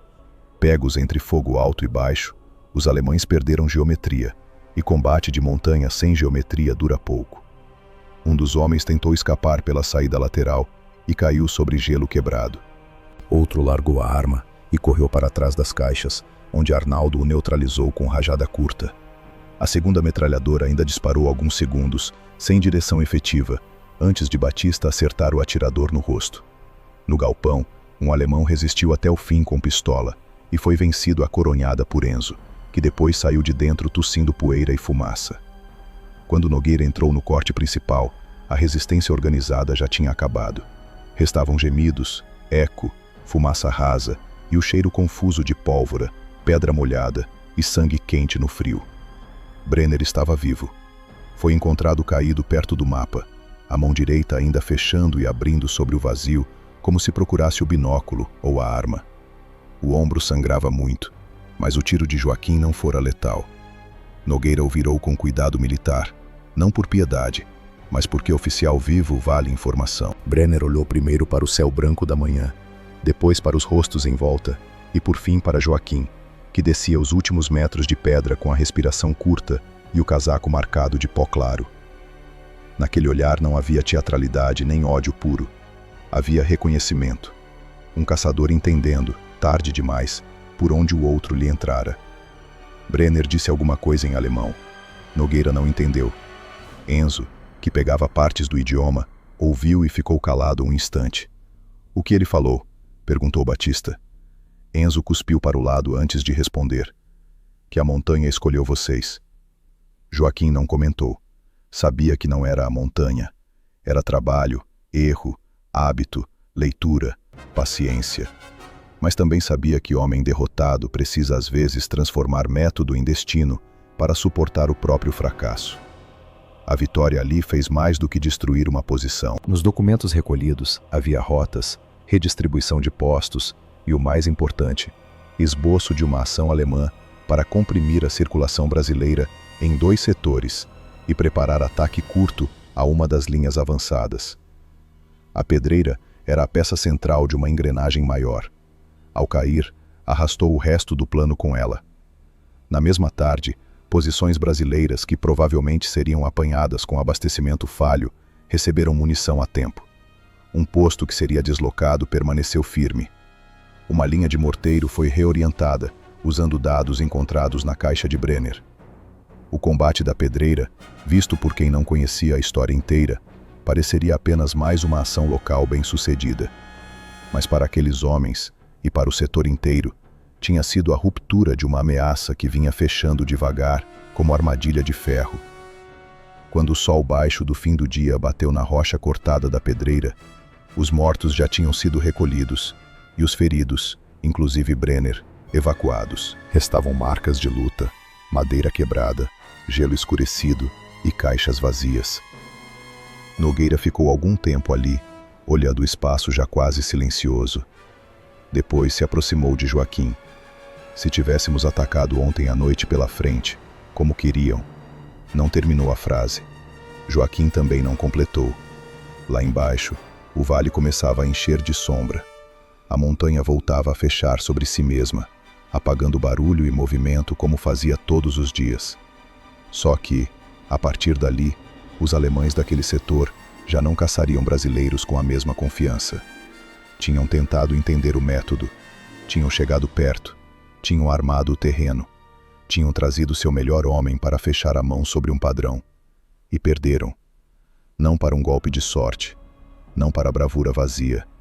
Perderam porque, um instante decisivo, Joaquim e os seus conseguiram ler a caça, antes que a caça entendesse que já estava cercada. O silenciamento começou no mesmo dia da pedreira, mas ninguém entre os soldados brasileiros percebeu isso de imediato. Para quem estava na linha, o que existia era cansaço, contagem de munição, evacuação de feridos, reposição de postos e a sensação instável de ter impedido algo grande, sem ainda saber exatamente o que. O nome de Brenner correu entre alguns oficiais, depois se dissolveu na rotina brutal da frente. A guerra não permitia contemplação longa. Uma posição caía, outra precisava ser segurada. Um homem morria, outro assumia o lugar. O frio seguia trabalhando sem descanso, e a montanha, indiferente, tornava a engolir tudo o que nela acontecia. Foi somente quando os relatórios começaram a subir que a história mudou de natureza. No escalão mais próximo do setor, a ação da pedreira foi recebida com alívio e surpresa.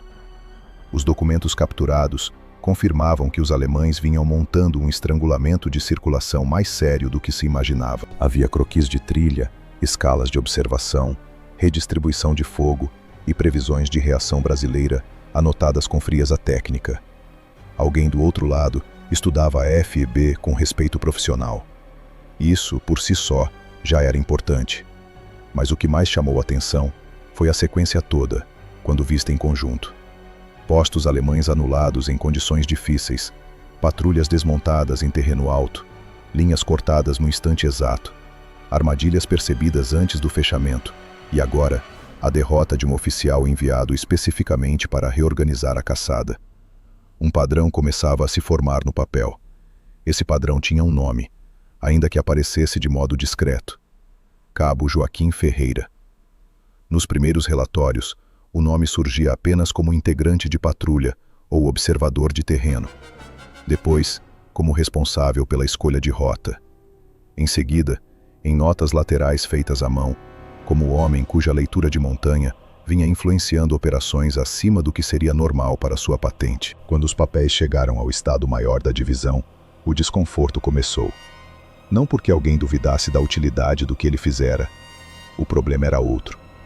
Histórias desse tipo, quando ganham voz, crescem para fora do controle. Havia ao menos 3 dificuldades em transformar aquilo em versão oficial ampla. A primeira era militar. Exércitos gostam de feitos que cabem com clareza na cadeia de comando. Um ataque planejado por oficiais, executado por unidade definida, com objetivo simples e resultado mensurável, isso se narra bem. Já uma sequência de ações em que um cabo de origem rural, sem formação formal de Estado-Maior, passa a orientar patrulhas pela leitura do vento, da neve, do terreno e dos hábitos do inimigo, isso escapa à linguagem confortável dos boletins. Soava específico demais, quase irregular demais. A segunda dificuldade era política. A FEB precisava provar eficiência moderna, disciplina, integração com os aliados, profissionalismo num teatro de operações sofisticado. A narrativa preferida era a do soldado brasileiro capaz de lutar em igualdade com exércitos europeus e americanos, dentro da guerra técnica do século XX. A ideia de que parte decisiva do sucesso num setor de montanha viera da sensibilidade prática de um homem formado na caça do interior não se encaixava perfeitamente nisso.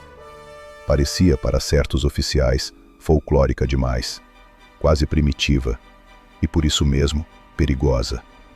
Podia ser admirável dentro do quartel, mas difícil de administrar em documento e imprensa, sem virar caricatura. A terceira dificuldade era psicológica, e talvez a mais forte. Se os próprios alemães já começavam a chamar certos grupos de fantasmas, se um oficial de montanha como Brenner fora mandado para estudar esse método e fracassara, então, divulgar em excesso a lógica por trás dessas ações poderia produzir 2 efeitos indesejáveis ao mesmo tempo. Do lado brasileiro, superstições e personalismos. Do lado alemão, curiosidade redobrada sobre aquilo que ainda não tinham conseguido sistematizar. Melhor, para muitos, que a história continuasse difusa. E histórias difusas, em guerra, são facilmente engavetadas. Joaquim não fazia ideia de nada disso. 2 dias depois da pedreira, ele foi chamado para prestar informações complementares. Imaginou que seria apenas debriefing comum. Entrou numa sala fria de uma casa requisitada pelos aliados, onde 3 oficiais o esperavam com papéis, mapas e um intérprete italiano encostado à parede. O major que conduzia a conversa tinha rosto cansado e mãos de quem vivia sobre documentos havia meses. Pediu que Joaquim se sentasse. Falou sem hostilidade, mas sem intimidade. Queriam saber, em detalhe, como ele lera a pedreira. Por que suspeitara de passagem armada? Como concluíra que a abordagem frontal era a esperada por Brenner? Em que momento decidira esperar mais alguns segundos antes de abrir fogo? Joaquim respondeu como pôde. Não em linguagem bonita, não em doutrina. Explicou que terreno ruim demais quase sempre serve para esconder plano maior. Explicou que a posição da mula, o cabo enterrado e o modo como os alemães mexiam arma mostravam preparação de espera, não simples ocupação. Explicou que o homem inteligente, quando arma emboscado em lugar assim, espera a reação lógica do outro lado. Portanto, atacar pela lógica era entrar no pensamento dele, em vez de tirá-lo dali. O major tomou notas. Um dos capitães o interrompia às vezes, pedindo precisão quase matemática, onde Joaquim só tinha percepção consolidada em anos. Mas o que exatamente o fez escolher o momento do início? Joaquim respondeu. Eles já estavam vendo a frente. Ainda não estavam escutando cima. O capitão franziu a testa, insatisfeito com a formulação. O major, não. O major parecia entender que nem todo conhecimento útil chega embalado em vocabulário acadêmico. No fim da conversa, perguntaram se aquilo podia ser ensinado sistematicamente. Joaquim pensou antes de responder. Parte sim, parte não. O que pode ser ensinado? Paciência, silêncio, cuidado, jeito de olhar trilha, vento, cobertura. E o que não pode? Joaquim demorou mais. Tempo. O major ergueu os olhos do papel. Tempo? Tempo de fazer isso até virar costume, até o corpo perceber antes da cabeça falar. Ninguém discutiu. Quando saiu da sala, não recebeu elogio especial, nem promessa de promoção, nem sinal de que seu nome estivesse entrando numa narrativa maior. Voltou para o frio com a sensação de ter passado por mais uma obrigação militar. Era, em parte, isso mesmo. O resto se desenrolaria acima dele. Nos dias seguintes, circularam versões diferentes do relatório da pedreira. Numa delas, mais detalhada, apareciam referências claras à leitura de terreno feita por Joaquim e a forma como sua avaliação contrariara a opção inicial de ataque frontal. Noutra, já resumida para escalão mais alto, o foco se deslocava para decisão tática da companhia e ação coordenada com apoio de elementos partigiani locais. Numa terceira, que chegou a oficiais de articulação com os aliados, o evento surgia quase higienizado. Posição inimiga descoberta, documentos capturados, oficial alemão ferido, ameaça neutralizada. Tudo verdadeiro, mas não igualmente verdadeiro. A diferença entre os papéis não era mentira, era arranjo. Esse arranjo ficou mais visível quando se cogitou uma condecoração mais expressiva. Um capitão insistiu que o cabo mineiro merecia destaque nominal por iniciativa e discernimento excepcionais em combate. Outro concordou, mas sugeriu prudência até se consolidar melhor a narrativa dos fatos. Um coronel observou que homenagens individuais baseadas em episódios ainda não plenamente cruzados com todos os relatórios do setor podiam gerar distorção de mérito coletivo. Outro, mais franco em conversa reservada, disse que transformar Joaquim em figura simbólica seria abrir espaço demais para uma história difícil de controlar e explicar. No fim, como acontece com frequência em tempos de guerra, decidiu-se adiar. E adiar, quando a frente segue em movimento, quase sempre significa diluir. Do lado alemão, o processo era mais sombrio. Brenner sobreviveu ao ferimento, mas em estado que por semanas o deixou fora de qualquer atuação. No interrogatório de praxe, feito antes de sua evacuação mais longa, confirmou de forma involuntária algumas coisas valiosas. Que a pedreira fazia parte de uma tentativa de compressão das linhas de circulação brasileiras. Que havia, sim, a percepção de um método inimigo acima do comum operando nas montanhas. E que esse método não se explicava apenas por partigiani locais. Não entregou nomes com facilidade. também não precisava. O simples reconhecimento do problema bastava para constranger setores alemães que já vinham sofrendo com desgaste naquela área. Não era conveniente que tal constrangimento circulasse livremente. Os alemães não tinham, naquele momento final da guerra, o luxo de abrir uma nova fonte de corrosão moral nas tropas de montanha. A ideia de que um conjunto de pequenas patrulhas brasileiras, articuladas por leitura fina de terreno e por um homem de instinto quase predatório para emboscadas, conseguir antecipar e desmontar uma caçada planejada por oficial experiente, isso feria não apenas a imagem de controle, mas o orgulho técnico de unidades acostumadas a se pensar superiores nesse tipo de relevo. O resultado mais provável foi o de sempre. Documentos internos mais francos, versões de circulação mais seca, e a tendência natural de atribuir fracassos à combinação de pressão inimiga geral, partigiane, dificuldades climáticas e excesso de exposição local. Em suma, dissolver a derrota em contexto. Assim, de ambos os lados, por razões diferentes, a mesma coisa começou a acontecer. A história permanecia, mas o centro dela era empurrado para as margens. Joaquim sentiu algo dessa operação de apagamento sem conseguir nomeá-la. Percebeu, por exemplo, que depois da pedreira foi menos chamado para salas de explicação e mais usado de novo no que realmente sabia fazer. Saiu para reconhecimento, guiou gente por encosta, marcou posição de observação, escolheu abrigo melhor que celeiro bonito. O extraordinário voltava a ser tratado como funcional. Isso não o incomodava muito. Homem como ele não alimentava fome natural de fama. No máximo, estranhava o descompasso entre a gravidade dos papéis que assinara e a ausência de consequência visível. Certa vez, Batista comentou, meio brincando, que um dia ainda iam botar o rosto dele em jornal. Joaquim respondeu sem levantar a cabeça do cantil. Melhor não. Batista riu. Achou modéstia. Não era. Era compreensão instintiva. Homem que vira história grande demais de perto, aprende que jornal chama outros olhos, e outros olhos chamam outras caçadas. Quando a guerra começou a se mover claramente para o desfecho, o setor em que tudo aquilo ocorrera perdeu prioridade simbólica. Houve avanços maiores, cidades mais importantes, operações de repercussão mais limpa. O nome de Brenner afundou entre muitos outros oficiais feridos ou removidos. Os cadernos da pedreira foram arquivados em pacotes maiores. As notas sobre leitura de terreno e iniciativa individual cederam lugar a relatórios de deslocamento, redistribuição e encerramento de fase. No fim, o que podia ter virado lenda documental virou ruído administrativo. Ainda assim, alguma memória permaneceu entre os homens, não em forma de versão oficial, mas de frase repetida no momento certo. Pergunta ao Joaquim antes. Se ele disser que a casa está limpa demais, não entra. Se ele mandar esperar, espera. Esse tipo de transmissão oral é ao mesmo tempo mais frágil e mais duradoura do que medalha. Fragiliza porque depende de quem conta.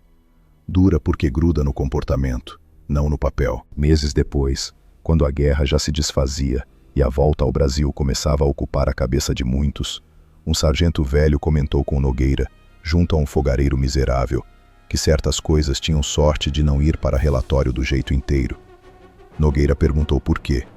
O sargento respondeu: porque tem verdade que, escrita completa, ninguém acredita, e quando acreditam, usam mal.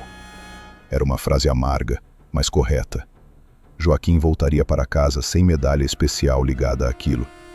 Voltaria com cansaço, cartas dobradas, lembranças que não saberia ordenar, e uma competência que só se revelava inteiramente em lugar hostil. Seus companheiros guardariam histórias fragmentadas. Alguns exagerariam, outros resumiriam demais. Oficiais reteriam versões úteis. Arquivos fechariam gavetas sobre papéis com vocabulário cada vez mais impessoal. E assim se completaria a última etapa daquela sequência iniciada muito antes, no interior de Minas. O conhecimento que o fizera atravessar a guerra de montanha não seria negado, mas enquadrado até perder nitidez pública. Não houve grande conspiração teatral. Houve algo pior e mais comum. Houve conveniência. Décadas depois, quase ninguém fora daquele pequeno círculo de homens vivos ou já enterrados saberia dizer com precisão o que tinha acontecido nas montanhas onde Joaquim Ferreira aprendera a transformar silêncio em sobrevivência. A guerra terminara. Os exércitos haviam voltado. Os relatórios tinham sido arquivados. E a vida tratara de empurrar o extraordinário para dentro do cotidiano, até que ele parecesse apenas mais uma dobra antiga no tecido do tempo. Joaquim regressou ao Brasil em 1945, sem banda tocando seu nome, sem jornal lhe pedindo declaração, e sem qualquer ideia de que, em algum lugar entre arquivos militares, seu papel naquelas ações de montanha existia de forma incompleta, dispersa e vulnerável ao esquecimento. A volta foi menos gloriosa do que os discursos gostariam. Houve porto, fila, cheiro de ferrugem, suor e roupa guardada por tempo demais. Houve abraços apertados demais para comportar palavras. Rosa o esperava mais magra do que na memória dele, mas com o mesmo jeito firme de olhar. Quando o viu, não correu. Caminhou até ele e ficou alguns segundos parada, como se precisasse confirmar que aquele rosto era o mesmo, e não apenas a versão endurecida que a guerra devolvera. Depois tocou no casaco, na manga, no ombro, e só então o abraçou. Joaquim trouxe pouca coisa material. Algumas cartas, um canivete, um cachecol gasto, um caderno com anotações mínimas de rota e clima que ninguém além dele entenderia direito. Também trouxe o corpo mais silencioso. Se antes já falava pouco, depois da guerra passou a escolher as palavras como quem mede munição. Quando alguém perguntava da Itália, respondia quase sempre com frases pequenas demais para satisfazer curiosidade de quem queria espetáculo. Era frio. As montanhas mandavam muito. Morreu muita gente. Quando o sujeito da venda insistiu em saber se tinha matado o alemão, Joaquim olhou para a porta aberta, viu o vento virar o pó do terreiro e respondeu: Na guerra, às vezes alguém volta, e às vezes não. O homem riu sem graça e mudou de assunto. Rosa compreendeu antes de todos que o silêncio dele não era vazio, era peso arrumado. À noite, Joaquim acordava com frequência sem fazer barulho, sentava na beira da cama e escutava o quintal como se ainda houvesse perigo em volta da casa. Em época de chuva, quando o vento descia errado pela encosta, levantava para conferir porta, janela, curral, tudo com a mesma disciplina com que revia abrigo na Itália. Os anos passaram. Vieram trabalho, economia apertada, filhos, seca, colheita boa, doença ruim, conta que não fechava, reparo de cerca, missa, enterro, batizado. A vida brasileira foi assentando sobre a guerra uma camada grossa de rotina. Joaquim passou a ser, para a vizinhança, o homem correto que trabalhava sem reclamação, sabia ler tempo e não desperdiçava movimento. Às vezes levavam até ele algum rapaz mais novo para aprender caça ou trilha. Joaquim ensinava o básico sem jamais enfeitar a lição. Falava de vento baixo, do cuidado de não cruzar encosta desenhando silhueta, da importância de parar antes da curva para escutar o que o mato está dizendo. Se alguém perguntasse onde aprender aquilo tudo, respondia: com meu pai, e depois longe daqui. Era o máximo. Os filhos cresceram ouvindo referências soltas a lugares que não conheciam. Itália surgia como nome de Serra Fria, onde o pai tinha servido. F e B aparecia em cerimônias e documentos. Quando Joaquim comparecia a alguma reunião de antigos combatentes, ficava nas bordas, ouvindo mais do que contando. Outros homens narravam melhor. Alguns transformavam lembrança em performance. Joaquim não os julgava. Cada um achava o próprio jeito de sobreviver depois. O dele era outro. Porque sabia que, se começasse a explicar certas coisas direito, teria de explicar também tudo o que vinha antes delas. O pai, o pasto, o jeito do vento, a hora de não atirar, o instante em que um homem já entrou na armadilha sem saber. E isso não cabia em mesa de bar, nem em discurso de ocasião. Na década de 1960, uma fotografia da companhia em solo italiano chegou às mãos de um pesquisador local que reunia memórias de ex-combatentes. A imagem mostrava um grupo de homens magros diante de uma parede de pedra. No canto, meio afastado, estava Joaquim, mais novo, o rosto afiado pelo frio, o olhar de quem já não era inteiramente daquele lugar, nem de lugar nenhum. O pesquisador levou a foto para ser identificada por famílias. Ninguém soube dizer muito sobre ele além do nome e da cidade. Quieto, bom de mato. Voltou e foi trabalhar. O pesquisador anotou quase nada. Era assim que o apagamento continuava. Não por censura ativa, mas por falta de linguagem pública para certas formas de grandeza. Quem quebrou essa superfície pela primeira vez foi o acaso. No fim dos anos 1970, um ex-partigiano italiano chamado Enzo Bellini, já velho, enviou uma carta a uma associação de veteranos brasileiros procurando notícias de homens com quem combatera num setor dos Apeninos. Sua memória falhava em datas e nomes completos, mas não em imagens. Lembrava-se de um brasileiro mineiro que olhava a montanha como se ela falasse. A carta demorou a circular, quase se perdeu. Quando enfim chegou a alguém da associação, Joaquim já estava doente demais para viagens ou homenagens. Leram para ele um trecho traduzido. Ele ouviu sem demonstrar emoção evidente. Só perguntou uma coisa: Enzo ainda está vivo? Disseram que sim, ao que parecia. Joaquim assentiu e não comentou mais. Morreu alguns anos depois, sem escrever memórias, sem ordenar caderno, sem gravar depoimento longo, sem deixar para os filhos uma chave explícita do que tinha sido. Esse teria sido, talvez, o fim completo, se arquivos não tivessem o hábito teimoso de sobreviver às pessoas. Na década de 1990, quando uma nova geração de pesquisadores começou a olhar com mais atenção para a participação brasileira na campanha da Itália, nomes menores, patrulhas esquecidas e operações locais voltaram à luz. Entre papéis espalhados em fundos militares, correspondências pessoais e relatórios de ligação com Partigiani, surgiu mais de uma vez uma sequência de referências estranhas a ações em montanha, onde a leitura de terreno por parte de um cabo brasileiro influenciara decisões além do esperado para sua patente. O nome aparecia com pequenas variações de grafia, às vezes sem destaque, às vezes em nota lateral, às vezes diluído sob expressões burocráticas. Um historiador jovem chamado Marcelo Tavares começou a puxar o fio. Não procurava herói de bronze, procurava coerência documental. Encontrou um relatório resumido sobre a pedreira. Depois, noutro arquivo, uma versão mais longa da mesma ação, em que o Cabo Ferreira surgia de modo mais nítido. Dias depois, em outro fundo, apareceram referências a patrulhas anteriores, observações sobre leitura de vento, desconfiança diante de emboscadas bem arrumadas, e menções indiretas à dificuldade alemã em neutralizar certos grupos brasileiros de montanha. Nada sozinho bastava. Junto, começava a compor figura.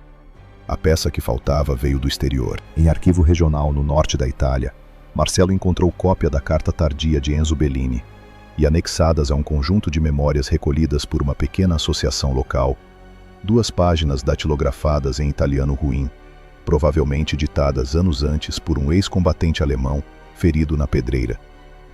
O documento não tinha valor jurídico forte, mas tinha valor humano e convergia com o resto. Ali se mencionava um oficial chamado Brenner, uma operação montada para comprimir a circulação brasileira e a percepção, do lado alemão, de que certos fracassos no setor vinham de um método de patrulha inimigo incomum, guiado por homem habituado a terreno e emboscada. Não havia romantização, havia incômodo. Para Marcelo, isso bastou. O trabalho levou anos. Foi preciso comparar mapas, decifrar siglas, aceitar lacunas, recusar exageros e resistir à tentação de transformar Joaquim num personagem mais limpo do que a realidade permite. Quando enfim publicou um estudo extenso sobre o caso, já nos anos 2000, o texto não saiu em grande jornal. Saiu em revista especializada, lida por pouca gente, mas pelas pessoas certas. A partir daí, a história começou a andar devagar para fora do nicho. Um jornalista regional resumiu a pesquisa num suplemento dominical. Um professor do interior de Minas levou a matéria para a escola. Um neto de Joaquim, que crescera ouvindo o nome do avô associado apenas a trabalho, reserva e um silêncio meio áspero, leu a reportagem e sentiu pela primeira vez que havia ali não só um parente querido, mas uma dimensão inteira desconhecida da família. Chamava-se Paulo. Foi ele quem reuniu o que restava em casa: o canivete, o cachecol, a fotografia da companhia, o caderno de notas quase indecifráveis, algumas cartas de rosa. Havia também, no fundo de uma gaveta antiga, um pedaço de pano escuro torcido numa linha gasta. Paulo quase jogou fora, achando que fosse trapo sem valor. A mãe o deteve. Isso ficava no bolso do casaco dele. Ninguém sabia mais do que isso. Paulo levou o pano a Marcelo, o historiador, que ficou olhando o objeto em silêncio por um longo instante. Não porque reconhecesse uma relíquia sagrada, mas porque, de repente, a conexão entre os relatos fazia sentido físico. O vento baixo, a leitura de aproximação, o gesto herdado do pai no interior de Minas e refinado na montanha italiana. Aquilo não provava tudo, mas iluminava o resto. Anos depois, convidaram a família para uma pequena cerimônia cívica. Nada grandioso.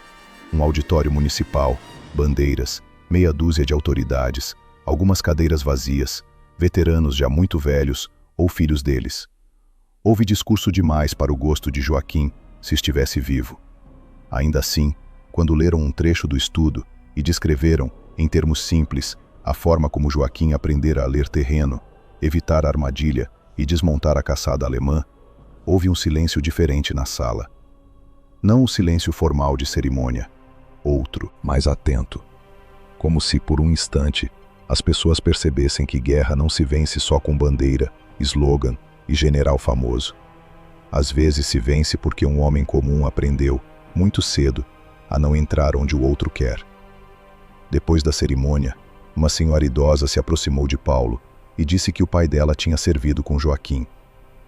Ele falava pouco do seu avô, contou, mas quando falava, dizia sempre a mesma coisa. Se o Joaquim dissesse para esperar, a gente esperava. Era uma frase pequena. Para Paulo, valeu mais do que a placa entregue no palco. No fim, o que voltou não foi exatamente glória, foi nitidez. Joaquim não virou santo de quartel, nem mito nacional, nem rosto em livro escolar. E talvez tenha sido melhor assim. O que emergiu décadas depois foi mais fiel à sua natureza. A compreensão tardia de que homens como ele atravessam a história quase sempre pela lateral, deixando efeitos grandes e vestígios pequenos. Não desaparecem por falta de importância. Desaparecem porque seu tipo de inteligência nem sempre sabe pedir lugar na memória pública. Numa manhã de inverno seco em Minas, muito tempo depois de tudo, Paulo subiu sozinho um morro raso atrás da antiga casa da família. Levava no bolso o pano escuro encontrado na gaveta. O vento corria baixo pelo capim, quase sem tocar os galhos mais altos. Ele parou, segurou o fio entre os dedos e deixou o tecido responder ao ar. Não sabia exatamente o que o avô via quando fazia aquilo. Não sabia o bastante sobre morte, emboscada ou montanha estrangeira para repetir o gesto com entendimento completo. Mas sabia o essencial.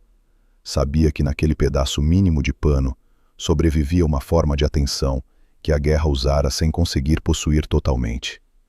Ficou ali por um tempo, olhando o campo, as cercas, a luz batendo torta no chão. Depois guardou o pano, desceu devagar e voltou para casa.